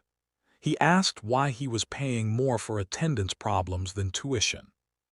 Dijun said spending money on education was always good, even though he never planned to study that long. His grandfather had intervened, and now he'd have to manage both school and business. When asked what he actually did in miracle investment, Dijun said he was learning things, like discussing Ain Motors. His grandfather froze. Dijun explained that Ain Motors was heading toward bankruptcy. The financial sector had turned its back, and Wang Motors' propaganda had finished the job. He said they must have run out of liquid assets, otherwise Dihan wouldn't suddenly apply pressure. His grandfather asked what would happen next. Dijun answered calmly that someone would take Ain Motors quickly and forcefully, just like Han Steel. Chairman Jin smiled, scoring his answer 80 out of 100. When asked why not full marks, because you did not mention who would take ownership. Dijun said because it wasn't clear who would take it yet. Dihan had done this before, hiding its true goal until the final moment. The chairman wondered who else might want Ain Motors. Dijun knew he was referring to the Southeast Asian currency crisis. The old man said many conglomerates were already bankrupt, while the rest were hoarding cash. Dijun asked if he had a secret weapon. Chairman Jin said the buyer would need power equal to Sang or Dihan, and he was out of money. Dijun calmly offered himself as that weapon. The room froze. Dijun repeated that he could take over Ain Group. The chairman stared in astonishment, studying the young man carefully. Dijun panicked for a second, worrying his grandfather might faint, and quickly asked if he was okay. The old man waved it off, saying he was just surprised, then awkwardly steered the conversation back, asking him to repeat what he had said earlier. Dijun didn't hesitate and calmly stated that he could take over the Ink Group. At that, the grandfather bit his lip and scratched the back of his head. Jun immediately jumped up in worry, asking if everything was fine and where his pills were. The chairman shut him down calmly, telling him to stop shouting and that he wasn't old enough to be popping pills yet. Chairman Jin then told his grandson not to joke around and said that to celebrate entering university, he didn't want a car but Ain Motors instead. Jun replied without missing a beat that he would buy it with his own money. The grandfather frowned and asked how much he thought it would take to buy the company back.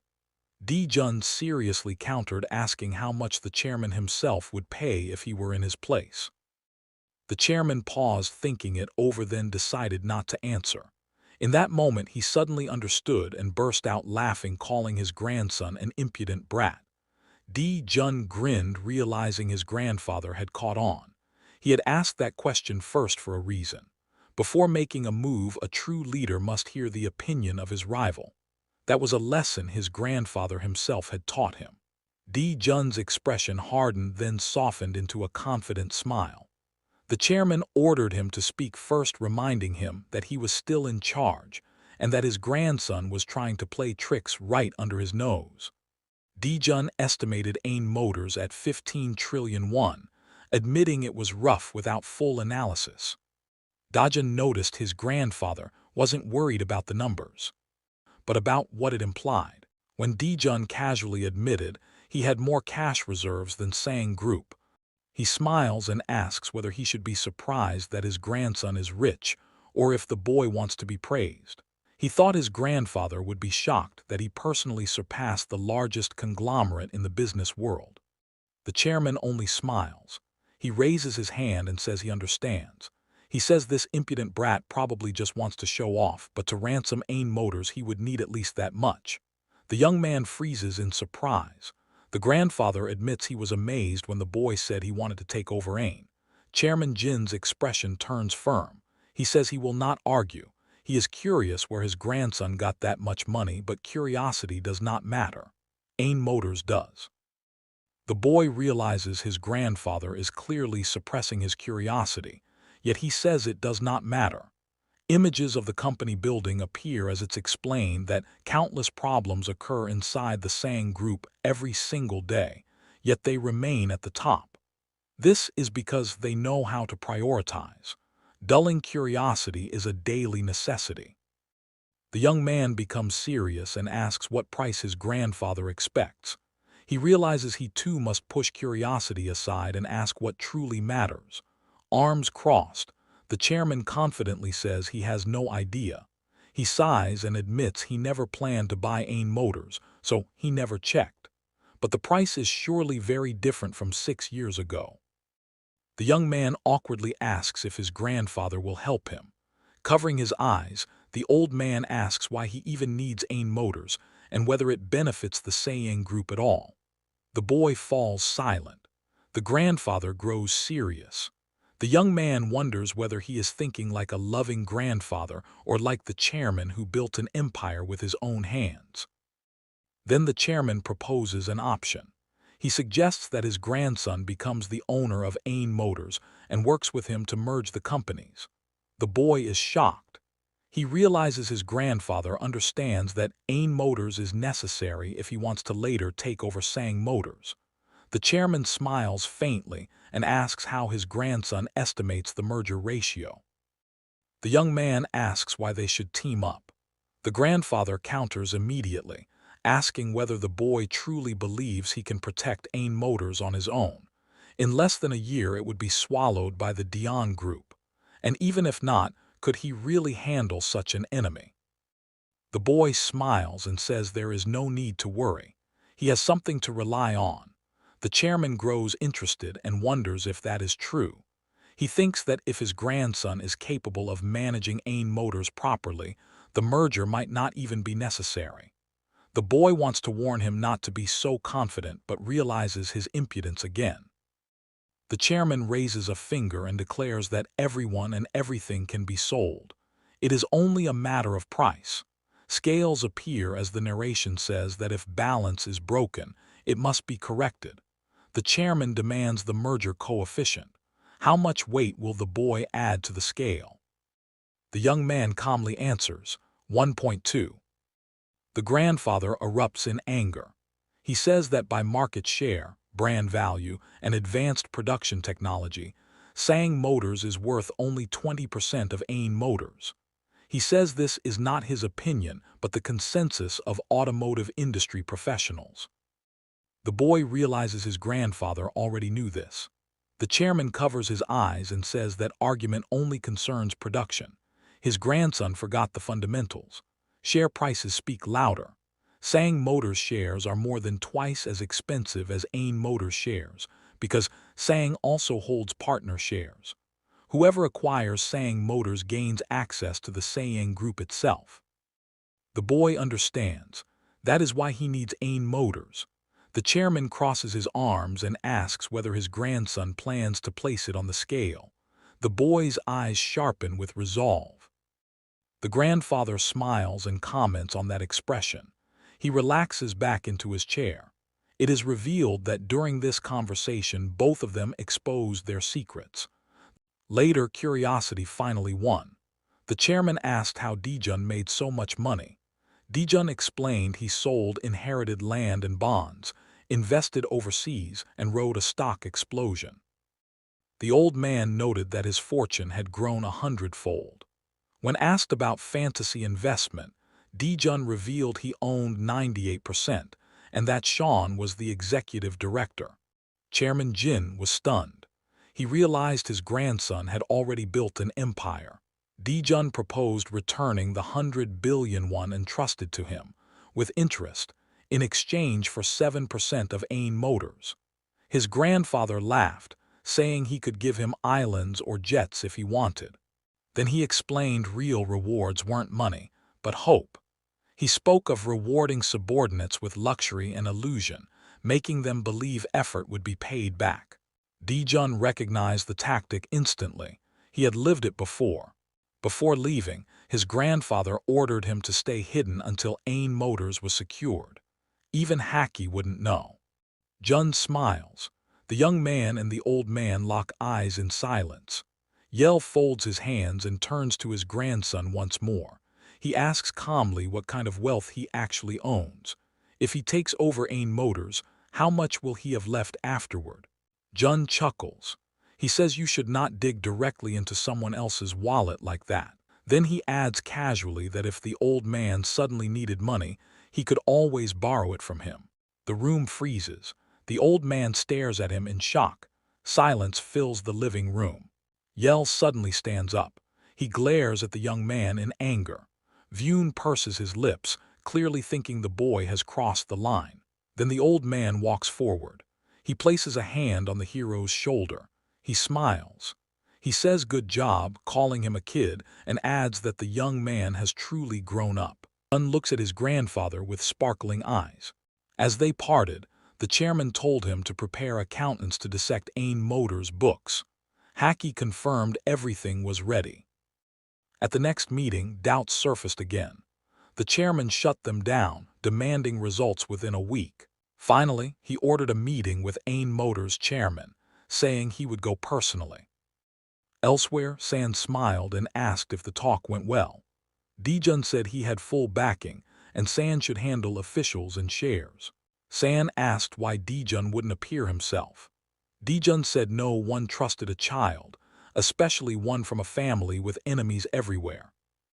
As plans accelerated, Dijun lay awake at night, haunted by memories of a gunshot from his past life. This time was different. He wasn't chasing comfort, he was chasing domination. He wanted to stand at the edge, even if the end was emptiness.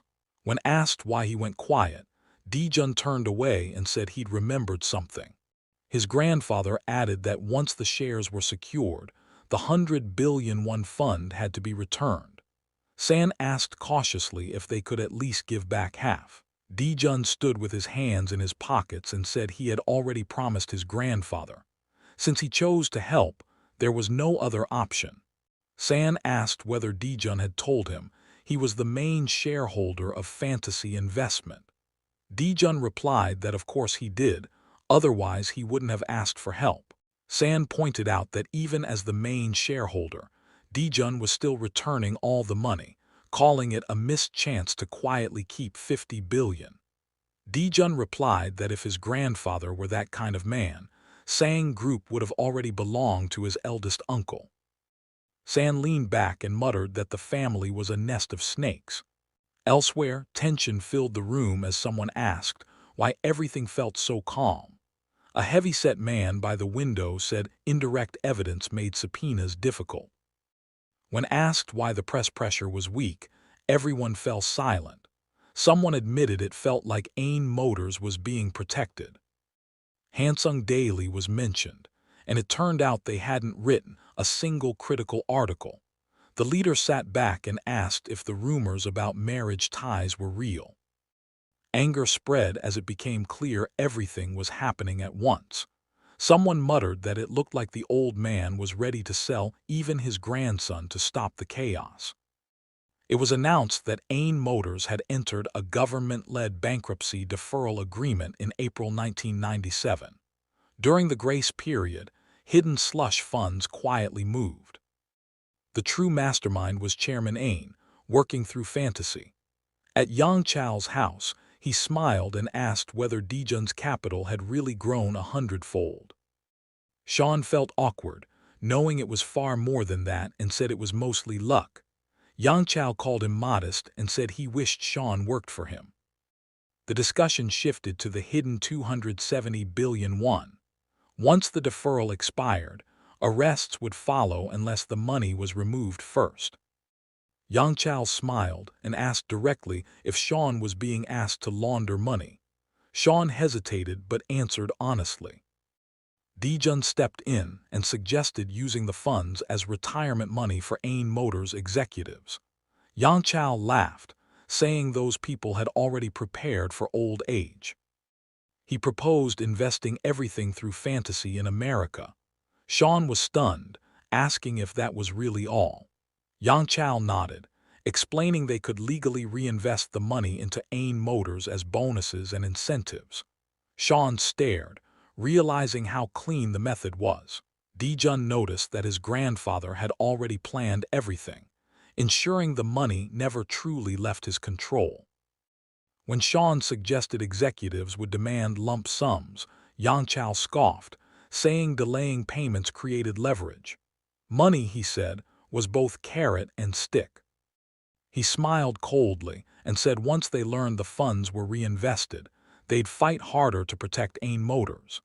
Dijun quietly sipped his tea, seeing his grandfather's true face. Dijun asked if this was the only reason the money wouldn't be returned. Yang Chao laughed, pretending offense at being called greedy. Yang Chao then said Dijun had to convince Mr. Song, while he'd handle the rest. Sean bowed and thanked him before leaving. Left alone, Yang Chao asked Dijun why he'd applied for a sabbatical. Dijun admitted he did it that morning. Yang Chao ordered him to withdraw it immediately.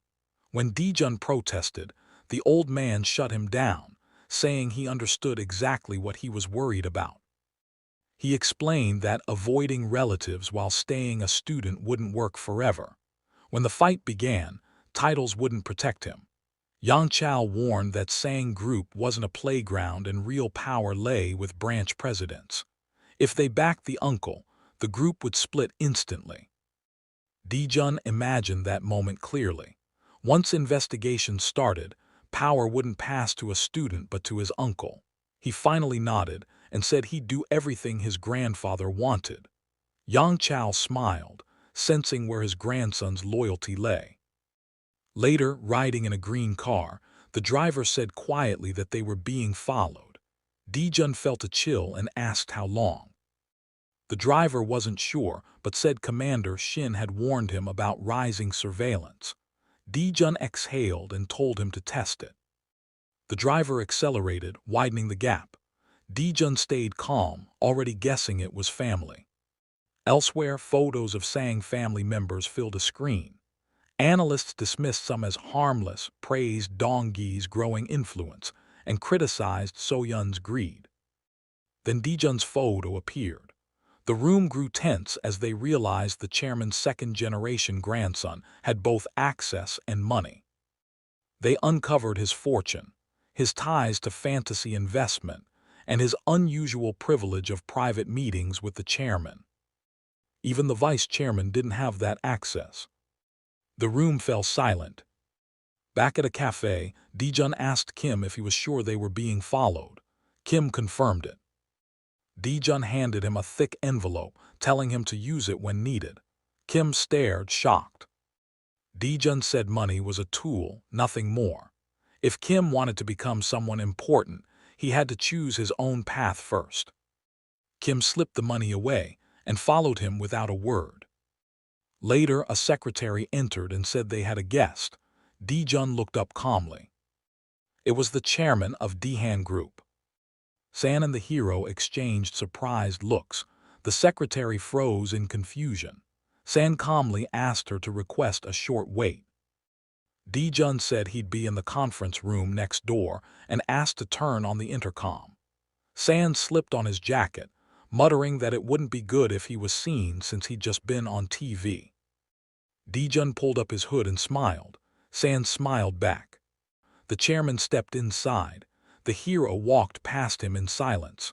The chairman turned and watched him leave. San bowed and offered a handshake. The chairman smiled, thanking him for welcoming such an unexpected guest and hoping he wasn't disturbing him. San shook his hand warmly and said there was nowhere in Korea he'd be treated like an intruder. He gestured to the sofa and invited him to sit. The chairman removed his hat and asked how an investment company could seriously aim for Ain Motors. San answered modestly, but the chairman cut him off, saying there was no need for false humility since they were equals now.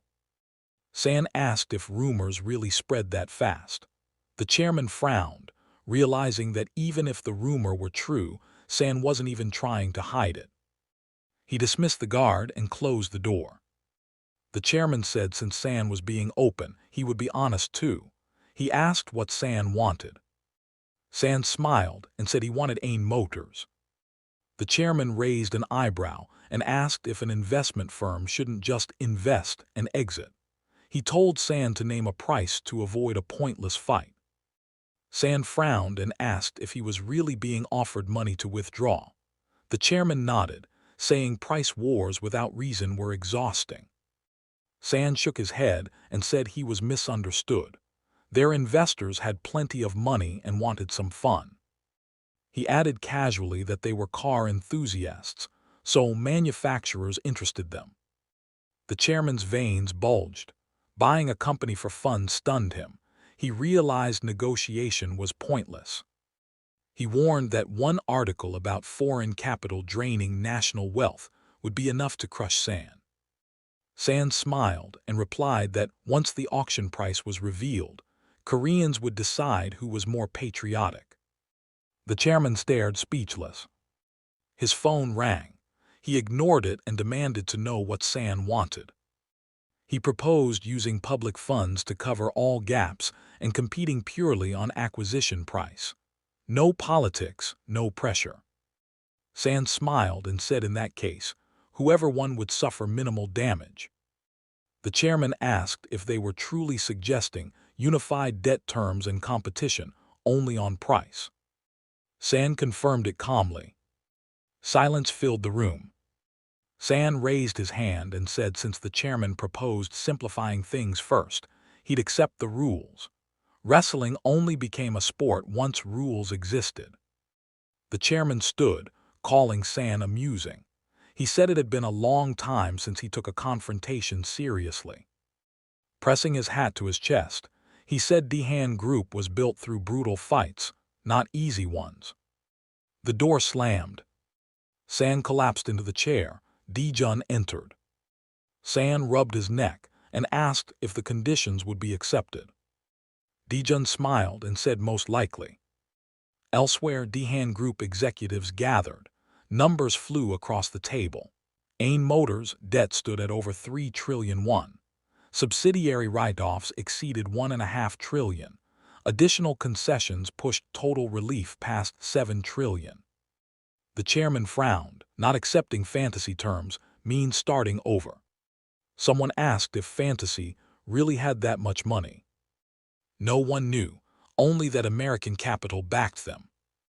Then one subordinate mentioned Hollywood. Based on intelligence from Magi Corporation, Fantasy had invested in nearly every major successful film. None had failed. The room went silent. The chairman closed his eyes. Someone reminded him that refusing an outstretched hand often led to bleeding. At Yang Chao's house, he sipped tea and asked if Kibao truly came in person. Dijun confirmed it and explained the compensation offer. Yang Chao laughed, saying Kibao must be desperate to move first. He asked what Dijun suggested. Dijun said he proposed competing only on acquisition price, while keeping government benefits intact. Yang Chao asked what Kibao said. Dijun quoted him saying he'd take the confrontation seriously. Yang Chao laughed and said the man must have skipped his medicine. He asked what Kibao would do next. Dijun answered that Yang Chao himself would accept. Fixed variables were safer than new ones. Yang Chao smiled. A businessman's greatest fear was uncertainty. He said Dijun had played all his cards, but Kibao hadn't. Now it was time for a wider attack. Media, creditors, government agencies, even the assembly would apply pressure. Dijun asked if Yang Chao could help further. Yang Chao said no. Even helping more would hurt everyone. He explained he'd already stopped Chairman Sun Ai's arrest, and that alone raised suspicion.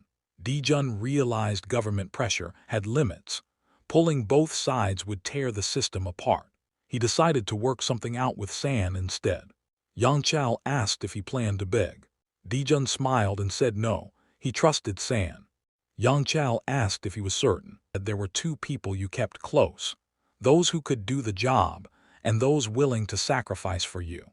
Yang Chao smiled and said such people gather naturally when someone shines. That evening, guests filled the hall. Drinks flowed. A wedding couple stood proudly, a massive diamond on the bride's hand. Dijun watched them, thinking how transactional it all felt. Someone recognized him and shouted that rumors were true. The bride praised Yanan's looks. Dijun congratulated him. Soon Dijun was left chatting with the bride. She praised him openly, calling him the envy of everyone. He was lucky not to inherit responsibility and could simply enjoy life. Dijun smiled awkwardly and said money only mattered if it stayed. She laughed, calling him the chairman's favorite. He joked about receiving only a racing car he couldn't drive. She teased that maybe a bigger gift was coming. Dijun excused himself and left. Later in the restroom, Kim appeared serious. He said something was wrong. Dijun replied, telling him to wait in his car at the parking lot, and he would be back as quickly as possible. In the parking lot, a man joined them. He introduced himself as Shim, where before Shim replied that they had once met at Yanjin Villa. Then he gave the hero a ride home. Dijun opened his eyes in surprise as he remembered the beating in the parking lot. Shim said time was short, so he would get straight to the point. He explained that their department was dealing with the third-generation Kim. Looked anxiously toward the back seat. Shim said that about a month ago, they noticed someone had started following everyone from the third generation. Dijun asked in fear if it was really behind all of them. Shim looked at the hero seriously and said yes, they were not testing the waters, they were simply monitoring his movements. Dijun then asked if Yanjin was being followed too. He explained they were tracking surveillance on all third-generation heirs. Dijun realized it wasn't just him. Shim admitted they lacked power and future. Strategy teams never survived long. They needed a roof. Dijun listened, then calmly said this wasn't loyalty. It was a deal. They worked for him, he paid. Price could be money or a future. Shim agreed without hesitation. Dijun looked out the window and said if they wanted more, they'd have to earn it. Kim swallowed hard. Dijun said that starting tomorrow he'd take taxis instead. The tail had to follow carefully, slow enough not to be exposed. Kim answered immediately that he could handle it. Dijun turned to Shim and said that from now on all reports from the strategy team would come to him first. He'd mark anything sensitive in red before it went upstairs. Shim smiled and said he understood. Dijun added that all expenses were covered. If they needed money for anything personal, they could come to him directly. He made it clear they would never have to worry about money again. The room went silent. Dijun closed his eyes and realized how much he'd gained today, and a clearer picture of who to watch. The TV flickered. A Japanese flag appeared. A news anchor reported that fantasy investments funds were allegedly coming from Japan, and that AIN Motors could become a bridge for Japan's auto industry into Korea. San crossed his arms, teeth clenched. He said if anti-Japanese sentiment took hold, they'd be finished. They needed a press conference immediately. Dijun replied calmly that articles like this never appeared without a reason. San remembered the smiling old man and realized Dihan Group was playing dirty. At the press conference, cameras flashed. San stated clearly that the rumors were false. Fantasy had made short-term investments in Japan, taken profits, and exited. A journalist asked if the profits stayed in the U.S. San answered that all of it would be reinvested into rebuilding AIN Motors. Another reporter questioned why an investment firm would take on such a risky acquisition. A woman accused them of acting as agents for Japan. San snapped, demanding to know who started the Japan narrative. Behind the cameras, Dijun adjusted his cap. This was exactly the message they needed. Chairman Song stepped forward and confirmed AIN Group's full support. Union leaders stood behind him, promising wage freezes and cooperation until recovery. He declared that there would be no layoffs. The room went quiet. Song said corporations weren't just profit machines. They carried people's livelihoods. He accused Dihan Group of planning mass layoffs under the excuse of restructuring. Reporters scribbled furiously.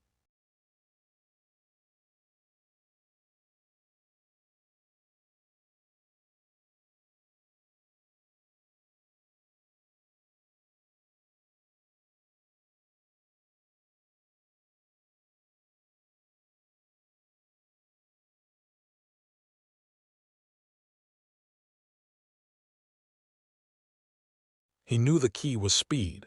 No time for Dihan to counterattack. Later, the TV showed analysis clips. Global auto wars. Only the top 10 would survive.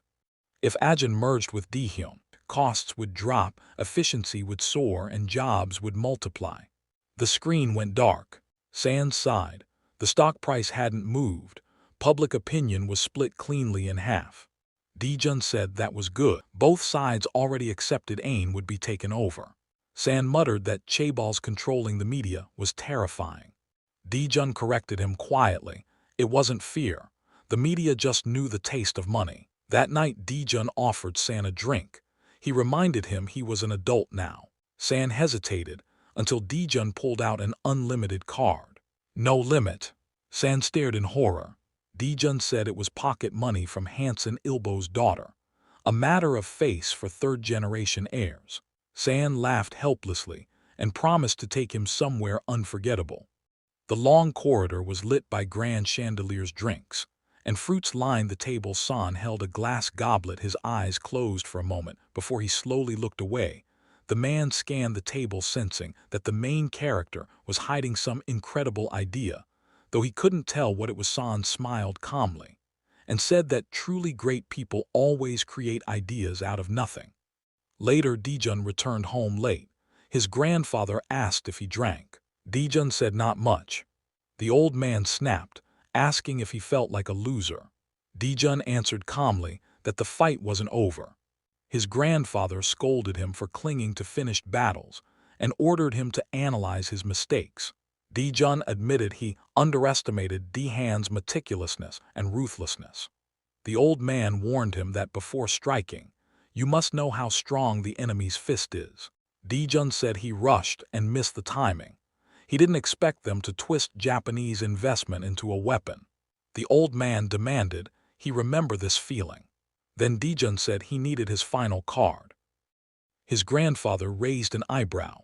Dijun said Sang Motors could fall at any moment. He explained that announcing a merger between Ain and Sang would flip the board instantly. The old man exploded, accusing him of greed. Dijun replied calmly that being half greedy was pointless. If fingers were going to point anyway, they might as well point fully. Silence followed.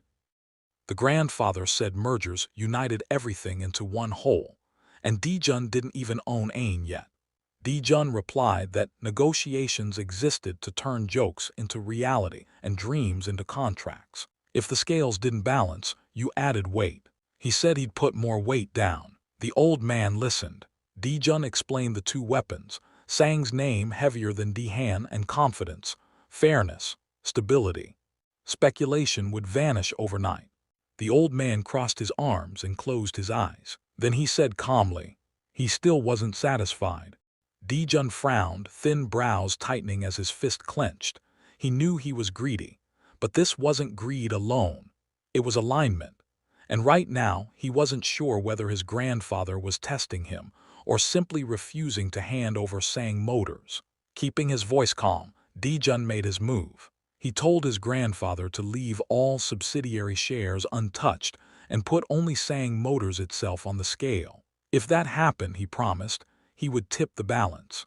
The old man's eyes widened. Was he suggesting splitting Sang Motors apart?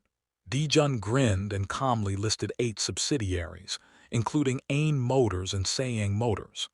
Separate them properly, he said, and a new auto giant would be born. The old man fell silent. Dijun watched his face carefully. That wasn't rejection. That was disappointment, which meant the old man wanted more. So Dijun pressed forward. He said they should immediately announce a full merger between Sang Motors and Ain Motors. The moment the market heard that Sang's subsidiaries were being spun off, Sang's stock would crash.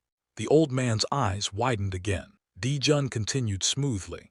When the stock hit rock bottom, he would quietly buy it under borrowed names. Interest flickered across the old man's face. Then Dijun added the final layer. After Ain was absorbed and the partial merger completed, the subsidiary split would be cancelled. Sang Group would grow stronger, and Ain Group could later be absorbed entirely. The old man asked sharply if investors wouldn't swarm in, furious over losses. Dijun smiled. When a massive cart moves forward, ants get crushed. If you stop for every ant, the cart never moves. The old man warned that buying shares this way would make Dijun one of Sayang's major shareholders. Dijun asked calmly if that wasn't a gift that came a little too easily.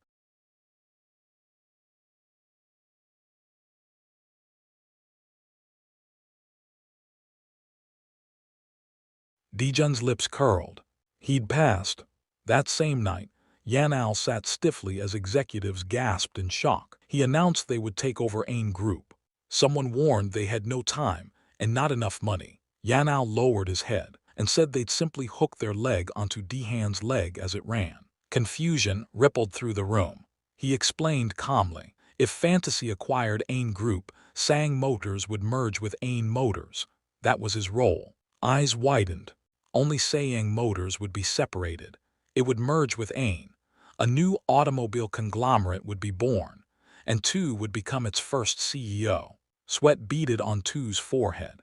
He pointed out that regardless of merger ratio, Fantasy Investment would still be the main shareholder. Yahello smiled. Fantasy's CEO had already extended his hand. If Tu hesitated now, he'd become a dog chasing a chicken. The chairman added casually that Tu himself once said he wanted to create a new car company and hand it over fully packaged. Someone tried to argue about Fantasy. Yahello cut it off. They were money players. Packaging would be expensive, very expensive. He told Tu to prepare. In another office, Sean raised his hand. He asked what was so difficult about spinning off Sang Motors and merging it with Ain. Dijun grinned. The merger ratio could wait. If his grandfather didn't yield, the owner would change. Sean snapped, asking what that even meant. Dijun smiled coldly. His grandfather never backed down after mixing blood into his plans. He took everything first, then shared crumbs. Sean fell silent. Dijun stood by the window, hands in his pockets. By the time the buyer was confirmed and the merger began, winter would arrive. A brutal one. Sand Dehan, even the government would be drained. At that point, his grandfather would have no choice. Cameras flashed. Sean announced publicly that Sang Motors would spin off its subsidiaries, merge with Ain Motors, and lead the creation of a specialized automobile corporation. Reporters erupted with questions about fantasy, about leadership, about power. Elsewhere, a remote control smashed against a TV screen. Batteries scattered across the floor. The man stood up, furious, demanding to know how this happened without anyone noticing. No one answered. He barked orders, 2 hours, every contact, every cousin, every civil servant, every bank employee. Use every brain available. Under a clear blue sky, a door slammed open. Yi burst in, saying it was impossible. Yanao didn't look up. He calmly poured tea and told him to sit down. And drink. The man stepped forward, fists clenched, demanding to know if his father was really abandoning the automotive industry. What wasn't enough for him anymore? Yang Qiao calmly sipped his tea and said he regretted nothing. He had reviewed every weakness in the company, stacked them together, and made a decision. Yang Yi exploded. He shouted that his father hadn't said a single word to him, that he learned everything from television, that this was a core subsidiary issue. Was this all he deserved as vice president? Yang Qiao looked up, veins bulging with anger. He said President Tu personally delivered the documents with his written decision. Tu was the one who announced the merger. Must have been entertaining, watching Yang Yi's face when those papers were handed over. Yang Yi accused him of treating him like a rag doll. Yang Qiao set the mug down and coldly asked if he was finished. When Yang Yi didn't understand, Yang Qiao smiled faintly and asked whether the visit was only to vent anger. Yang Yi snapped. Yang Qiao slammed his palm on the table and shouted for him to stop. Silence fell. Then Yang Qiao roared that if Yang Yi was ashamed of his vice president's business card, he could leave. Any man in Korea would kill for that card. All Yang Yi did to earn it was be born as his son.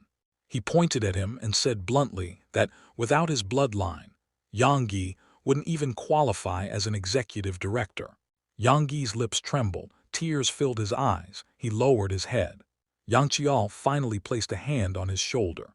He said calmly that even if Yang Yi wasn't outstanding, this place was still his. All he had to do was think about Sang Group's future and protect it. Nothing more. The old man exhaled heavily, realizing he was consoling a 40-year-old son at 70. Elsewhere, photos lay on a table. Sean, Dijun. They'd been seen together days earlier. Someone reported that Jun met Haki and Tu, then left before the others arrived. Another said Hyen rushed to the chairman's house right after the merger announcement. Dongyi smiled dismissively. He said Jun wasn't dangerous, too young, just polish. If the chairman wanted a successor, he'd have sent him to business school. Jun, he said, was just varnish, decoration. Still, they were told to keep watching him, because Sang Motors stock was falling, and smart people were already buying. At dinner, Yanjan leaned forward and asked Jun if he knew about the merger in advance. Jun admitted he found out the day before the announcement. Yanjan demanded how. Jun said Sean asked him to consult their grandfather because Dehan was watching the CEO closely. Meeting directly would have raised alarms. Yanjan exploded. Jun stayed calm and said there was a secret contract between the CEO and the chairman. No one else knew, not even the vice chairman. Yanjan shouted that Jun had no authority. Jun replied quietly that authority comes from access, and some agreements only involve 2 people. That was when Yanjan realized something was wrong. Jun reminded him that the eldest uncle wasn't informed either, which meant inheritance wasn't settled, which meant decisions could change any time. Yanjan accused him of trying to replace his father. Jun smiled and said he wasn't competing at all. He wasn't greedy. He could study, pass the bar, become a prosecutor or judge, live well, never worry about money. He listed it casually: respect, power, women, freedom. Yanjian tried to threaten him with his father's wealth. Jun saw through it immediately. He smiled and said being the youngest in a chaebol family was a blessing. Less pressure, more options. Then he planted the final seed. He said the second and third sons wouldn't just sit quietly and watch the group pass to Yanjian's father. Yanjian's eyes widened. Jun didn't confirm or deny anything. He just folded his arms and looked away. Then he said calmly that if power skips the rightful line, history always ends in blood. And he imagined it splattering. The young man said that this was exactly why he wanted the eldest uncle to take the chairman's seat of the Siang group. Jun smiled and said that this was the only way their family would not suffer. Yonan smiled faintly, but then leaned his elbows on the table and lowered his head, sighing heavily, saying that Jun could not possibly know all the details. Jun remembered their earlier conversation in the office, Yonan's unkind smile, and the dissatisfaction written clearly on his face like that of a grown adult hiding his true thoughts. Jun calmly said that, as a result of the merger with Siang Motors, the shares owned by its subsidiaries would be transferred to another branch, which would then become one of the most important companies in the group. Wasn't that correct? The man admitted that it was true. Jun folded his hands on the table and asked what would happen if the management of that company was not headed by the eldest uncle. Yonan's eyes widened as he realized Jun was talking about the contents of the secret agreement. Jun frowned slightly, thinking that this was actually something anyone could figure out if they thought about it carefully. With a calm face, he said that he had only seen the title of the document, the Group Management Reorganization Plan. The man froze, beads of sweat forming on his forehead as he nervously repeated the name. Jun, sitting across from him, said that this was the greatest help he could offer, and that from now on everything would remain with his uncle. The man agreed. Yonan bared his teeth and lowered his head while Jun grinned, thinking that because of Siang Motors, the claws each of them hid would gradually be exposed, and they would soon find out whose claws were sharper. Jun smiled as he imagined his family. Outside, the windows reflected a clear blue sky. A newspaper article reported that Fantasy Investments had been chosen as the new owner of the Int Group. The man read the paper intently, saying that in the end things had turned out like this. Although they had secured Ain, he was worried that Siang would eventually take everything from them. Jun smiled and asked when the takeover payment was due, and replied that it would be immediately after the merger, 1.2 trillion won, meaning $1 billion would need to be transferred. Jun asked whether that meant it wouldn't happen until next year. Sion raised his eyebrows and said it was worth asking the chairman, as he might want to rush the merger before the end of the year. The total amount was $3.2 billion, and at the current exchange rate of 1,110 won per dollar, that was slightly over 3.5 trillion won. The man took a sip through a straw and asked how much cash they had on hand. Looking out the window, he said they had $600 million in cash as requested, with no new investments this year, and another 600 million would return next year. Jun furrowed his brows, calculating that it would be enough, since the money he had invested using his memories had returned more than 100-fold. He wondered what would have happened if instead of him, an ordinary worker reborn as a fund manager from Wall Street, someone like that would probably already be the richest man in the world. His thoughts were interrupted when Sion said he would first transfer $1 billion so they could repay it at any time. Jun raised his head and said there was no need for that yet since they still had to pay by the end of the year. Sion looked at him in surprise and leaned forward, asking if Jun had also noticed how strange the exchange rate growth was. Jun replied that everyone had noticed and had been worried for a long time, but they were all pretending not to see it. The rate had jumped by 251 in a single month, and it felt as if the dollar was slipping away like water. The man asked whether the exchange rate could correct itself by the end of the year. He knew Sion wasn't blind to it, but like everyone else, he was asking useless questions to hide the approaching typhoon of conglomerate bankruptcies and presidential elections. Jun asked whether exchange rate fluctuations and the dollar's departure were really the same thing, and whether that meant there was no point in holding tens of trillions in reserves if the dollar disappeared. He smiled and said that on a deserted island, a box of bread would be worth far more than 10 billion won in cash. Xian arched his eyebrows, realizing that the bread Jun was referring to was the dollar itself. Jun nodded, thinking that soon the IMF would collapse and it would become impossible to obtain dollars even if you wanted to. Xian clasped his hands and frowned, asking what Jun would do if the exchange rate kept rising and whether he planned to pay for ain in dollars. Jun smiled and said he had already thought about the negotiations. Xian asked what he meant, and Jun replied that he would cut the price by offering to pay for the acquisition in dollars. Then burst out laughing, hitting his forehead and saying that even if you had a gold nugget, it was useless if you were already on the brink of death, and it would be better to exchange it for a life jacket. Jun imagined money flowing through an IV, thinking that the dollar as a global currency was like blood to a living body. If circulation stopped, the body died, while someone holding a bag of blood could freely pull a gold nugget from the dead person's pocket. Xian frowned and said that when domestic foreign exchange reserves hit rock bottom, Jun would be their savior. Jun smiled and said it wouldn't be him, but his uncle, the CEO of Fantasy Investments. Xian leaned back, grinning, and said Jun still didn't want to show himself, either because he was young or because he had ulterior motives. Jun folded his arms and asked what people would say if they found out he owned trillions through illegal gifting and disguised inheritance. Everyone would be watching him. Xian said that hiding behind someone else would let him avoid those countless eyes. Jun nodded, and Xian laughed, saying he would gladly become Jun's horse, letting him pull the reins and crack the whip as he pleased, but there wasn't much time left since he was already 50. 5 years at most, after that Jun would have to run himself or find another horse.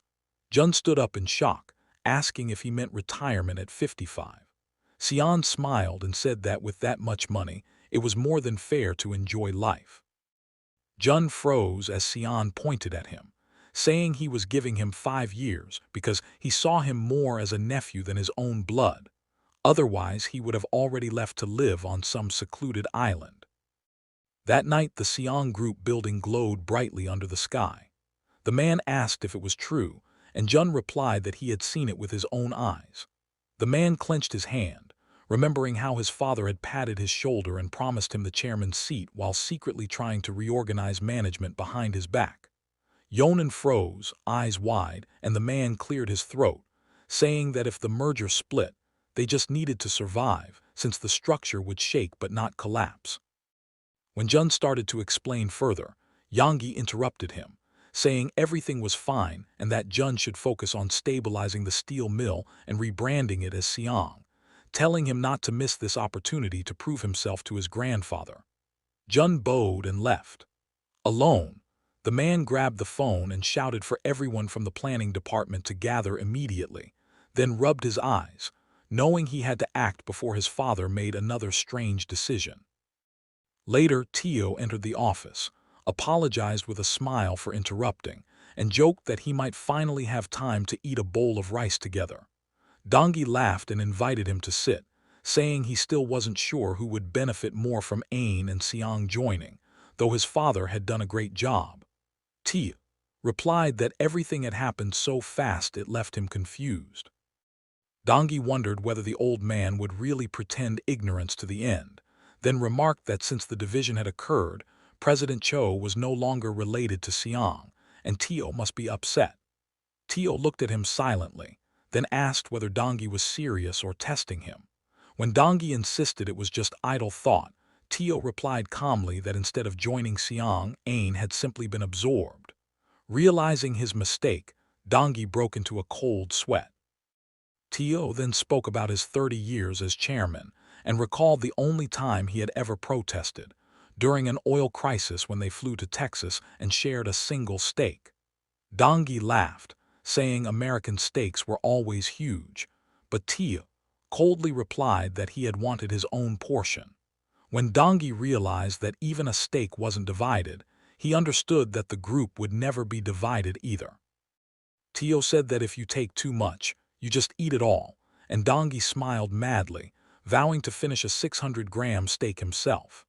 Then Tio calmly said that Vice President Jin Yonggi, Dongi's older brother and the chairman's eldest son, would inherit the group. Dongi exploded in anger, shouting that Yonggi was incompetent, but Tio replied that incompetent people cannot help competent ones. Dongi raged, proposing splitting branches and land, but Tio refused, saying he would not support plans that discredited the company. In despair, Dongi realized there was no designated successor, and that the chairman would choose only at the very end. This was a warning, Dongi thought, a reminder that even if the carriage owner changed, the coachman remained. The confrontation had only just begun. The next day, sunlight poured through the windows of a massive building. Dongi entered his brother Yonggi's office with a forced smile. Yonggi asked why he had come, joking that Dongi hadn't visited in 10 years. The office was filled wall to wall with documents. Dongi's voice echoed through the office as he said that he had earned a lot of money during this time, then pointed around at the cluttered room and asked what all this was supposed to be. Yonggi immediately replied that these were nothing but absurd rumors, adding that Dongi himself should try earning at least something here, because even the budget of a single department in his company was larger than this. Hearing that, Dongi lost his temper and threw his hand out, shouting that he couldn't tolerate it anymore, and that tomorrow he would send someone to expand Yonggi's office. Yonggi calmly replied that it wasn't necessary because he still needed to pay off his debt. Dongi froze for a moment, then asked in confusion if Yonggi really had a debt. Yonggi smiled broadly and waved his hands, telling him not to panic because it wasn't a private loan, then reminded him of Jun's starting capital. Dongi clicked his tongue in realization and pointed at Yonggi, who rubbed the back of his neck and said that he needed to return it because their father had taken a child's money. Dongi sat down in a chair and said that since Yonggi earned well and didn't waste money, he could easily pay it back. Yonggi said it was time to get down to business and asked what kind of wind had blown Dongi here today.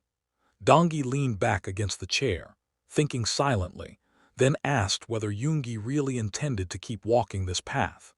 Yonggi looked at him in surprise and asked what he meant. Dongi's expression hardened as he asked whether movie production was really Yonggi's final stop. Yonggi hesitated, unsure how to answer, asked whether he was telling him not to even look toward the group. Dongi answered firmly that he meant exactly that, adding Yonggi and his son to the sentence. Yonggi stiffened, the warmth vanishing from his face as an uncomfortable silence settled between them. Folding his arms, Yonggi asked what Dongi meant, reminding him there was also a third brother. Dongi waved his hand irritably and said that Sangi hadn't been his younger brother for a long time and was nothing more than a name now. Yonggi touched his chin in thought, and Dongi slammed his hands onto the armrests, shouting at him for reacting like that and asking if he was really hiding his greed. Adjusting his glasses, Yonggi replied calmly that it wasn't greed, but that until now he hadn't fulfilled his role as a father properly, so he intended to start now. Dongi stared at him in shock and asked if he was talking about Jun. Yonggi nodded slowly and said yes, explaining that Jun dreamed of becoming an entrepreneur like his grandfather. Dongi froze in disbelief. Yonggi smiled faintly and explained that Jun wasn't petty enough to want control over a few subsidiaries, and that his son would achieve everything through his own abilities. Dongi could only stare in silence as Yonggi added that he would do everything he could to support him. Dongi asked what that had to do with the group, and Yonggi replied awkwardly that even though Jun was the youngest grandson, he still carried the chairman's blood, so if something was offered he would accept it, and if not, he would take only his fair share. Dongi repeated the words fair share under his breath, displeased, then looked up without responding. Yonggi leaned back and said that since Dongi had come so suddenly, something must have happened with his older brother, then asked whether the shares had been shaken because of Siang Motors. Dongi immediately denied it, stood up, adjusted his jacket, and told Yonggi to stay where he was and support him, promising that if he won, he would give Yonggi a fair share. enough for Jun to achieve his dream. Yoongi asked quietly what would happen if the other brother won, and Dongi replied coldly that then Yoongi would have to fight his brother in order to become a father. As Dongi was leaving, he noticed a movie poster on the wall and asked what kind of film it was. Yoongi replied that it was scheduled for release early next year and that they were looking for theaters. Dongi patted his shoulder and said that if the tickets didn't sell, he would buy them all. Yoongi smiled and thanked him. That evening, the lights were on in Yoongi's house as Soyeon and her husband sat on the sofa. Yoongi asked why they had come so late just to ask for money. Soyeon admitted it awkwardly, and Yoongi wondered if something serious had happened in the family that he had missed. He asked why the owners of a department store were borrowing money from a film company. Soyeon nervously explained that her father had invested almost everything into the steel mill and had restricted the department store's budget, forcing her to report daily income and expenses. Confused, Yoongi asked what she had done wrong, and she suddenly shouted that it was her husband's fault, pointing at him and explaining that he wanted to challenge the mayor of Seoul in the next election, so her father had cut all funding. Her husband lowered his head in embarrassment. Soyeon then said she heard Yoongi had struck gold with his film and asked if he had received the profits. Irritated, Yoongi asked how much money she thought a movie could make in Korea, then answered himself, saying that with ticket prices at just over 6,000 won and around 670,000 viewers, revenue would be roughly 4 billion won before deducting distribution and production costs. Without waiting for a response, he told them to stop this nonsense. The couple left awkwardly, and after seeing them off, Yoongi rubbed his eyes in exhaustion. As they stepped outside, a surprised voice called out, and it was Jun, who had just returned home. He asked his aunt why she had come so late. Moments later, Jun entered the house and removed his shoes. Passing by his father's room, he noticed Yoongi sitting on the couch, who asked if they could talk. Jun entered, rubbing his neck, saying he would try to come home earlier in the future, but Yoongi smiled and said he wasn't the kind of father who controlled when an adult came home. 2 cups of tea sat on the table as Yoongi mentioned that Dongi had visited earlier and that Soyeon and her husband had also come. Jun replied that he had met his aunt on the way in. Yoongi took a sip of tea while Jun wondered what his father was about to say. Setting the cup down, Yoongi smiled and said that Jun was definitely his son, yet nothing like him at all. Jun was left speechless as Yoongi continued, saying he was proud of Jun's artistic sense, but that Jun didn't even listen to popular music and found counting money boring, yet was born with an extraordinary sense for investing. Cold sweat broke out on Jun's face as he wondered why his father had started this conversation and whether he knew the truth. Yoongi noticed his unease and smiled, then said he already knew everything from Sion. Shocked, Jun asked what he meant, and Yoongi proudly stated that Jun's net worth exceeded 3 trillion won and that he had acquired Inc. Group, effectively owning an investment company tied to Hollywood. Jun realized bitterly that his uncle couldn't keep secrets, then remembered that his father and uncle were bound by deep trust from their youth. Yoongi laughed and said Jun now had the same face he once had when hearing about all this. Jun bowed and apologized for not telling him sooner, and Yoongi folded his arms and said he was actually grateful. He asked whether Jun really thought he would believe that a high school student with 20 billion won could negotiate fluently in English. Yoongi then said calmly that it was cool, that he was proud not because of the money but because of Jun's talent.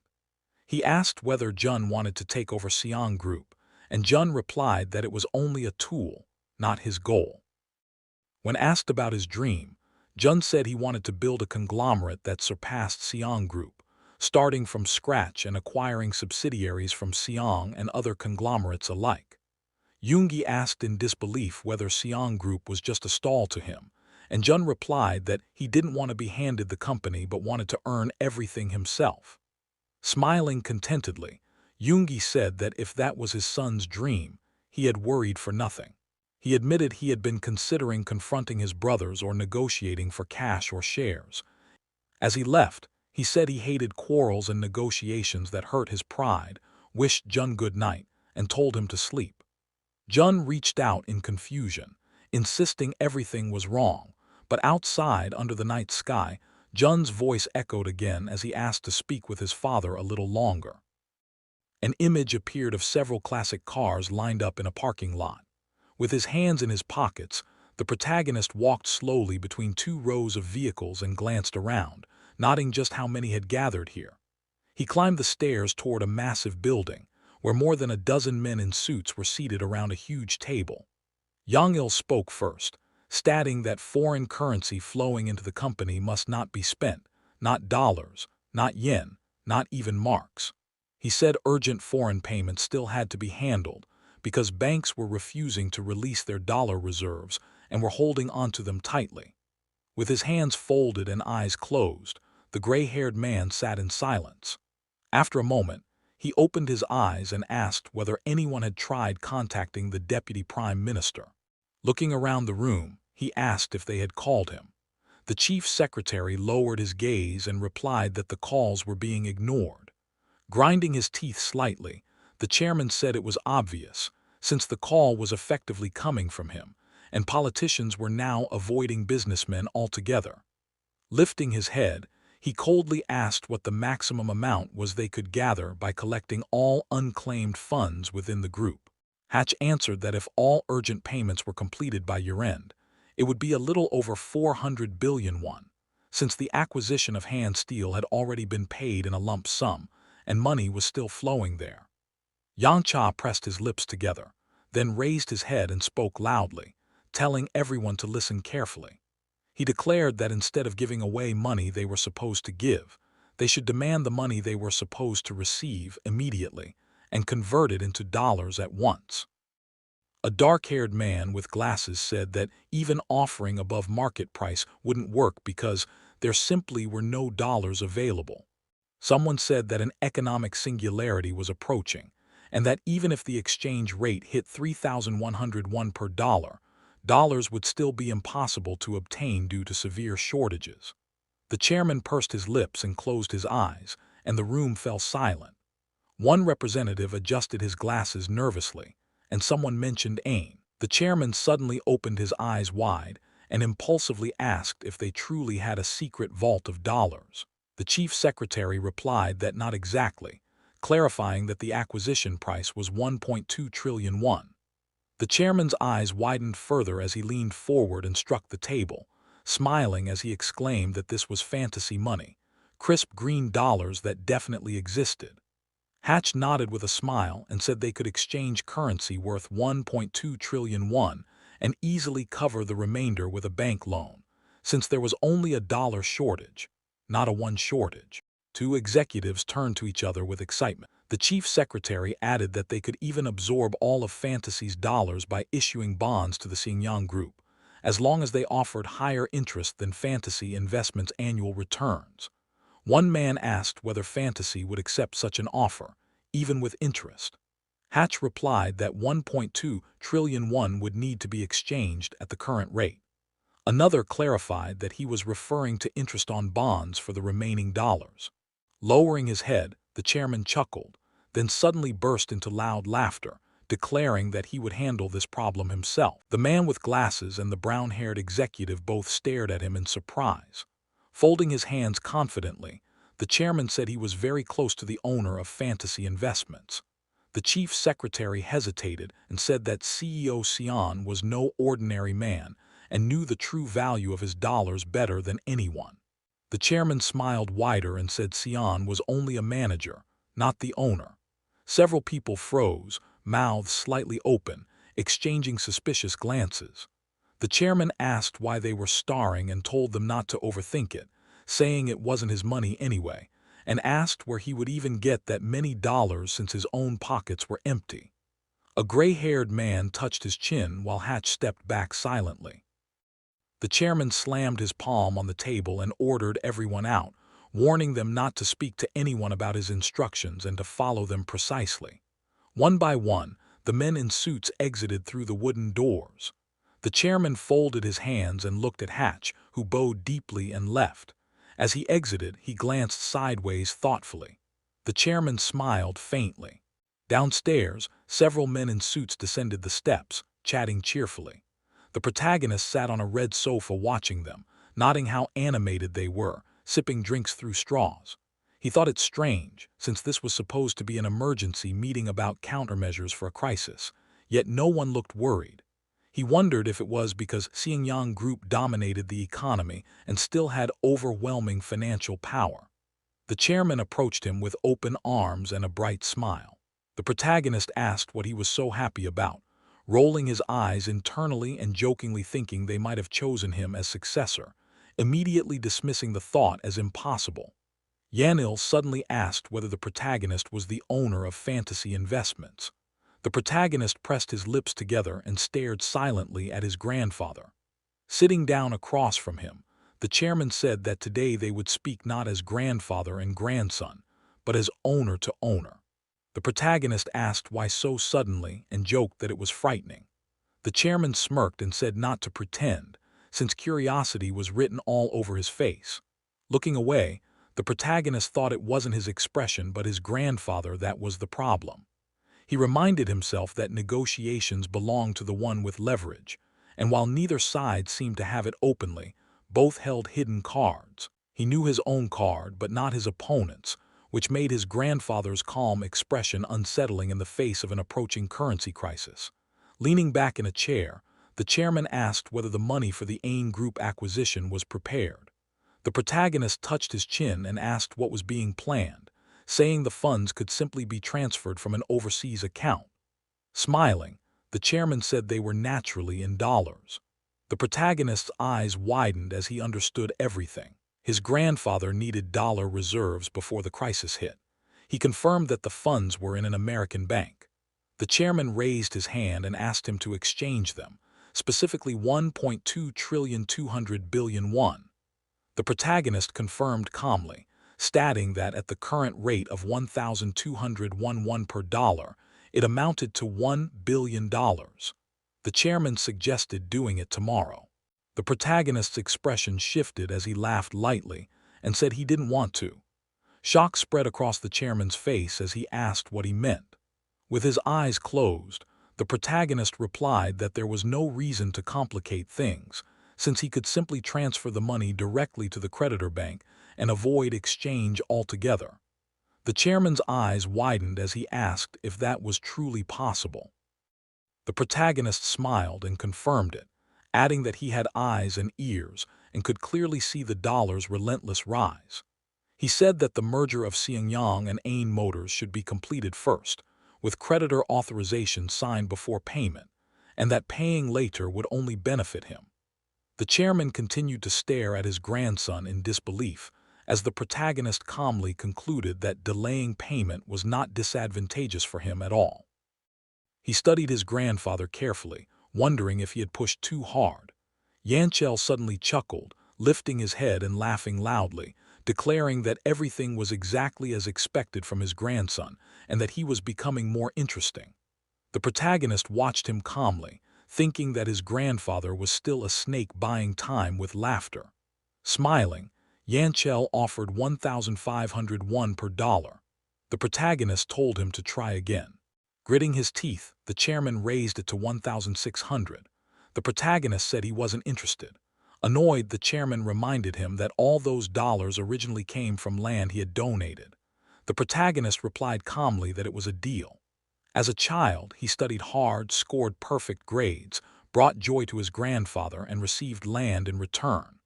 Though the land was worth tens of millions, the joy he gained was worth it. He said it was a smart deal. The chairman snapped irritably that a few 100 million won was pocket change to him. Covering his eyes, he called his grandson poisonous and asked how he even remembered such things. The protagonist smiled and said it was his grandfather who brought it up 10 years ago.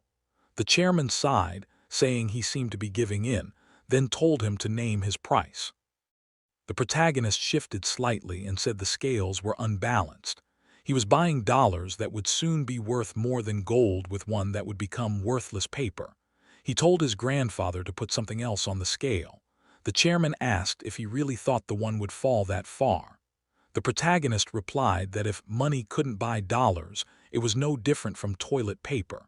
The chairman's eyes widened. He slammed his fist on the table and pointed forward. The protagonist wondered if he had gone too far. Seeing his grandfather so worried made his heart ache, and for a moment he considered offering a small amount of support, then snapped himself out of it. Yanchel tapped the table and asked how he knew there would be a dollar shortage. The protagonist said he learned it from the press. The chairman scoffed, saying the media exaggerated everything. The protagonist replied that truth was like poetry, often ignored even when written by Nobel Prize winners. The chairman admitted that truth was powerful but unreadable to most, then asked what he should put on the scale. The protagonist stayed silent, thinking carefully. He reminded himself that Senyang was already drowning and that he held the life jacket. When fear peaked and gold was thrown away, that was when he would offer salvation. Opening his eyes, he answered that merger ratio negotiations should be placed on the table. The chairman shouted that his grandson had a black soul. The protagonist replied that it was a reasonable request, not greed. The chairman accused him of smearing his words with oil, calling it obvious greed. The protagonist asked whether there was anyone in the world without greed and whether business wasn't about satisfying desires. The chairman leaned back, saying greed would always be criticized, so he would simply be very greedy. Smiling, he called his grandson respectable, correcting himself to say respectable grandson. The protagonist reminded him of the joy he brought as a child and the fortune he later saved. The chairman shouted that he had given him far more. He boasted that since unifying Senyang, no one dared oppose him. Even fire itself couldn't take what belonged to him. The protagonist wondered if the 70-year-old man truly still burned with rivalry. The chairman laughed, saying he wasn't taking but sharing, and proposed a confrontation between grandfather and grandson. The protagonist realized he wouldn't get anything through goodwill now. The chairman confidently said he would determine the merger ratio himself, and that what he offered might exceed what his grandson could gain by fighting.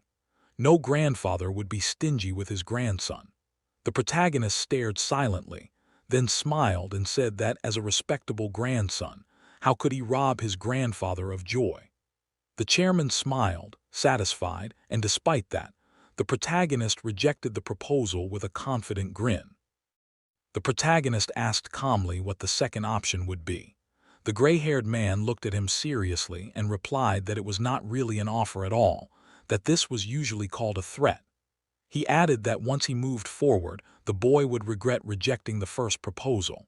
Squinting slightly, the protagonist felt confused. He had never truly been threatened before, and he wondered what kind of threat this even was. Folding his hands and closing his eyes, Yang Angchao stated that since the proposal had been rejected, there would be no merger between Sang Motors and Ain Motors. The protagonist's eyes widened. Smirking, the old man continued, saying that President Dio would hold a press conference the next morning and announce that Fantasy, which had acquired Ain Group, made unreasonable demands, causing the merger to fail. He would apologize publicly for disturbing the people. The protagonist stared at his grandfather in silence. Then he coldly told him to continue. Calm and confident, he said this was a very weak threat. The old man's face twisted in shock and disbelief as he asked what he meant. The protagonist kept staring calmly.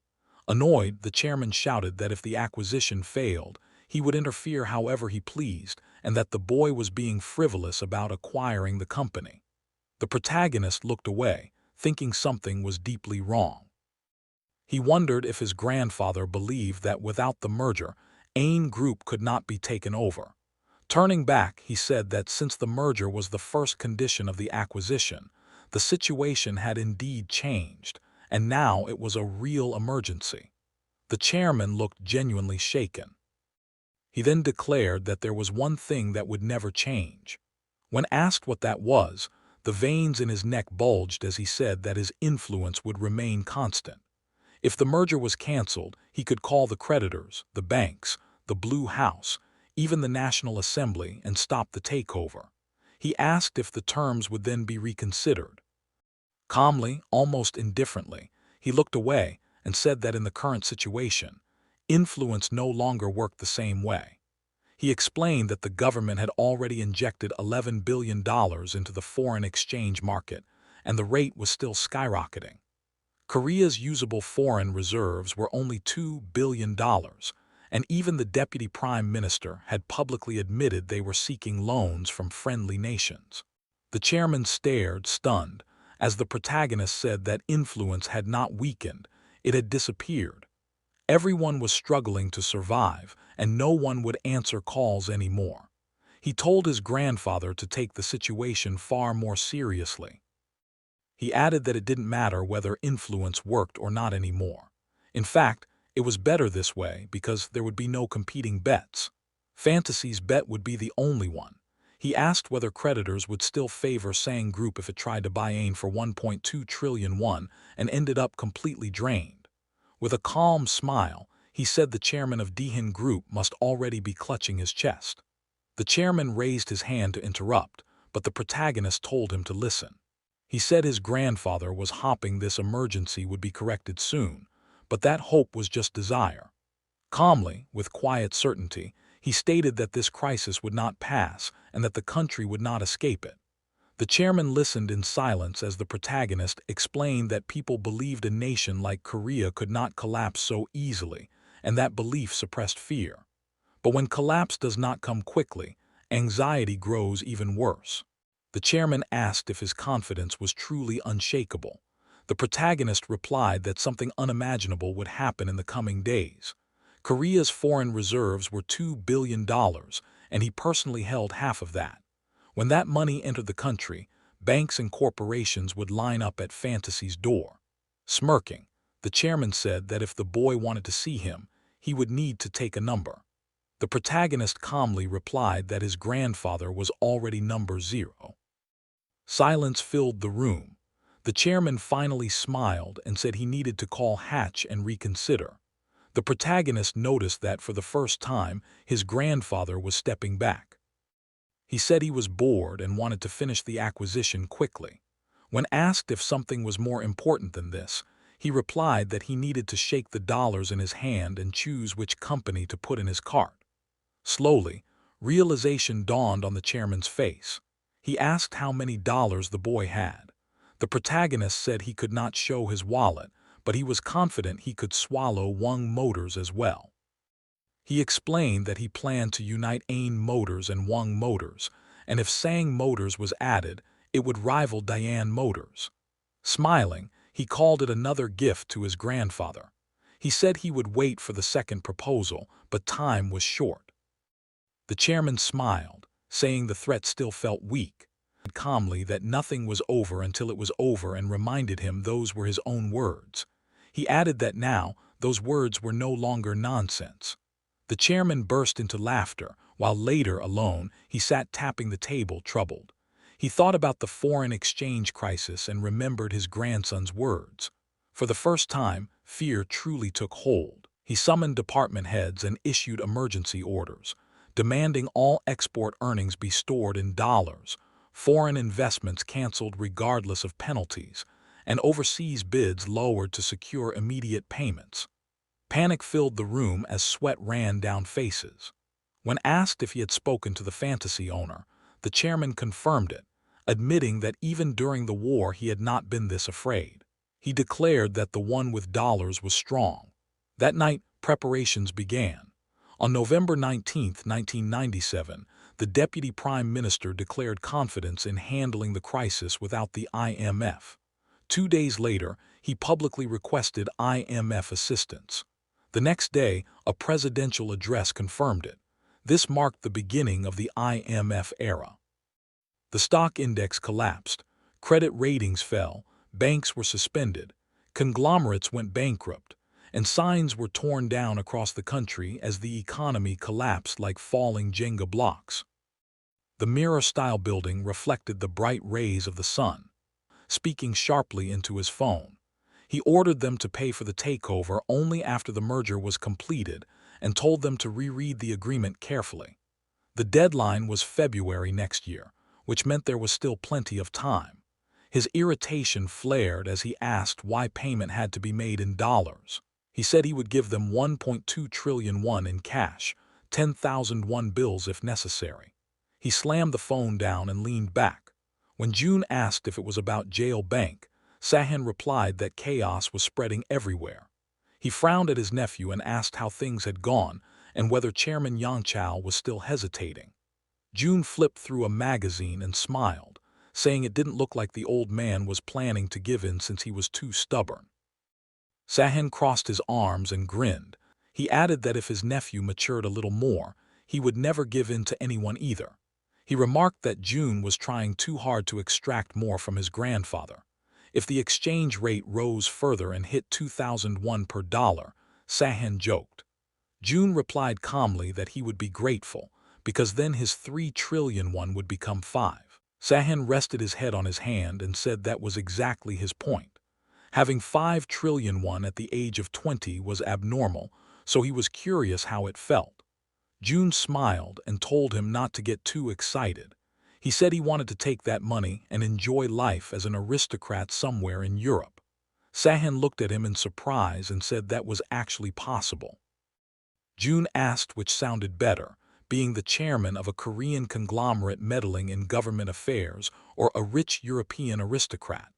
Sahin replied sadly that both sounded boring.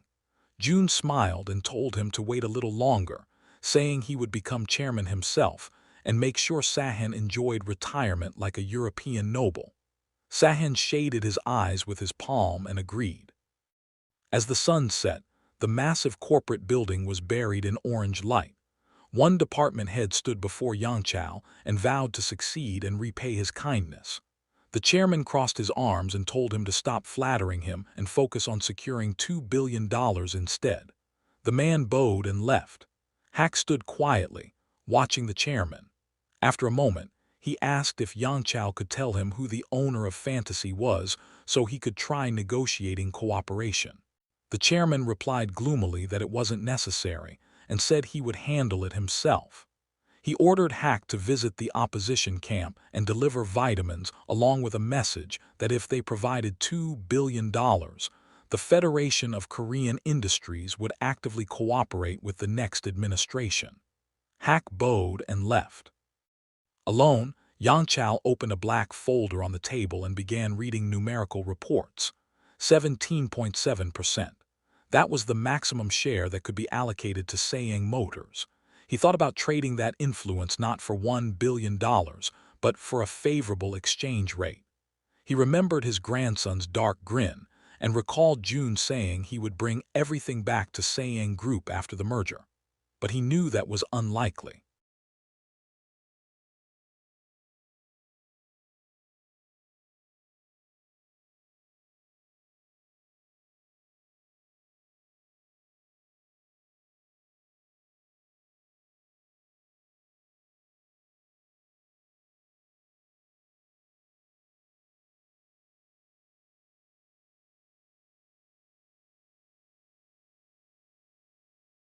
Yang Chao leaned back and sighed, thinking that 17.7% was not the end for June but only the beginning. If that calculating boy truly targeted Saying Group, the rest of his children would be pushed aside. He rubbed his neck and muttered that despite everything, June still had a big heart, judging by how he treated his father. Still, now was not the time to think about family. The group came first. He looked out the window and consoled himself that if the company was ever taken, at least it would be by blood. The office darkened as lamps flickered on. Elsewhere, Sahin reviewed company lists with June, explaining which firms were the most reliable. June asked which was best from an accounting perspective. Sahin pointed to the top entries, nodding profitability and technology but saying those weren't the only factors. June chuckled thoughtfully. Sahin asked whether Daya Construction would collapse. June replied calmly that only Sang and Diane groups could survive on their own. The rest were like candles in the wind. Sahin argued that Daya only needed minimal government support. June stood, hands in pockets, and said they would see. Later, riding through the city at night, June reflected that after the IMF crisis of 1997, Korea had entered an era of natural selection. Predators would bare their teeth and tear apart the weak. He waited at a crosswalk watching people pass, thinking that since he had decided to become king of this place, there was no room for mercy. Yunek interrupted his thoughts, informing him that Hansung Daily had been tailing him. June was surprised. He had assumed enemies were internal. Yunek explained that the chairman already knew and had ordered everyone to pretend ignorance. That worried June. His grandfather never made meaningless decisions. At the mansion, June arranged a dinner for the strategic department and exited the car with a satisfied grin, thinking his sister-in-law's map had been useful. Inside, Yangchao asked if the offer was enough. June studied the document showing 17.7%. He smiled and asked whether this was a deal or an inheritance. Yangchao laughed and asked if his greed had no end. He said inheritance was for children, not grandchildren. June replied that his father wasn't like him, so expectations were low. Yangchao smiled and called that good. He then ordered June to stamp the agreement and transfer $1 billion. June hesitated, knowing another push could shatter everything. He finally agreed, stating he would prepare $1 billion at an exchange rate of 1,601. Yangchao was surprised. June teased him, asking if he truly believed the torment would stop there. Yangchao warned the rate might reach 2001 and June would lose heavily. June pretended to worry, then relaxed, saying he wasn't petty enough to bankrupt his grandfather. June revealed 2 requests and placed a map on the table: government land. He wanted to buy it cheaply. Yangchao exploded, refusing outright. June suggested funding an election campaign so his uncle could become mayor and approve the sale. The chairman roared in fury. June calmly argued that selling land during an economic crisis would face no resistance. When Yangchao shouted again, June demanded to know why he was so against it. The answer was simple and devastating. Because the mayor was Jin. He was Choi. Silence filled the room as June understood. Political ambition, exposure, and buried crimes. If politics turned hostile, Sayang Group would be torn apart. June finally saw the line his grandfather would never cross. He thought about his aunt and uncle, and how his grandfather had already realized that his aunt was using force to demand Sayang Group shares equal to his son's, or even more. June looked carefully at his grandfather and asked whether he had considered turning his uncle into a puppet of Sayang Group. Seeing the surprise on the chairman's face, June immediately explained. Once his uncle sat in the mayor's chair in Seoul, dirt and dust would naturally cling to him. If you grab onto that, you can control him completely. Yangchao replied that this dirt would come from Sayang itself, and if it were exposed, the company would suffer as well. June's eyes sharpened as he calmly said that he would be the one to throw that dirt and dust, and then grab his uncle by the collar so his grandfather wouldn't have to worry. Yangchao was taken aback by the pressure. June added that he would also provide the money himself, and his grandfather could use it however he wished. Yangchao stared at his grandson and asked why, if he was even providing the money, he needed permission at all. June grinned, forming his fingers into a tube, and said that if his grandfather made a single call to the opposition party leader, his uncle wouldn't even be nominated. He raised 2 fingers and explained that just 2 steps would keep his uncle in the Seoul mayor's seat for 8 years, more than enough time to take everything they needed. Yangchao folded his arms and asked what the second step was. June smiled and said Dia construction. The chairman's eyes widened. June calmly explained that blocking government subsidies to Dia construction would be enough. Yangchao objected, saying Dia was no small rural shop, but 5th in subcontractors. June replied casually that compared to Ain Group and Sayang Motors, Dia was nothing more than a kiosk. Yangchao fell silent, then smiled faintly and said June wasn't asking for Sayang construction but planning to take Dia itself. June frowned, saying if he asked his grandfather might have given him. Yangchao stood up, saying it was pointless now since June clearly wanted Dia. June felt irritated, realizing his grandfather was deliberately teasing him. He said that no company could escape the currency crisis, and Dia would also need dollars. Without government subsidies, it would collapse. He added that he would then take it himself. Yangchao frowned and said Dia was still a good company and only needed minimal help. That meant Dia and his son-in-law becoming mayor were interconnected. June smiled and said he would give the company his blood, turn his uncle into fertilizer, let the company bloom, and then rename it under Sang. The two stared at each other in silence. Yang Chao's expression shifted into something darker, a wicked joy forming as he said that besides himself, June was the only one in the family who truly aimed to increase Sang's subsidiaries. June froze, feeling discomfort as his grandfather's smile carried no warmth. Yang Chao said he needed time to think, but ordered June to move quickly because even the group presidents were restless and needed to be calmed once the $1 billion arrived. June bowed and left, feeling strangely unsettled. Yang Chao watched his grandson's back, deep in thought. The image formed clearly in his mind. A mayor selling state land under the pretense of saving the economy, acquiring a construction company, turning land into money, and doing it all while receiving $1 billion. Cheap, even at that exchange rate. He clenched his fist, realizing June had the confidence to secure hundreds of billions more. He admitted to himself that he had almost agreed instantly, and that frightened him. June was a predator, hiding the temperament of a tiger beneath a gentle face. One day, he would put Sang's name on Ain and Dyer alike. Later at the mansion, 3 cups sat on the table as the topic of 40 billion arose. Uncle Choi explained the costs, special party fees, payouts to leaders, campaign expenses. June listened impassively, thinking 40 billion sounded like a dog's name. His uncle had no sense of scale. June said it was possible. Aunt Soyeon smiled sweetly, asking if June could provide 3 billion immediately. June agreed but said an agreement must be signed. His uncle laughed, saying no one signs contracts for election funds.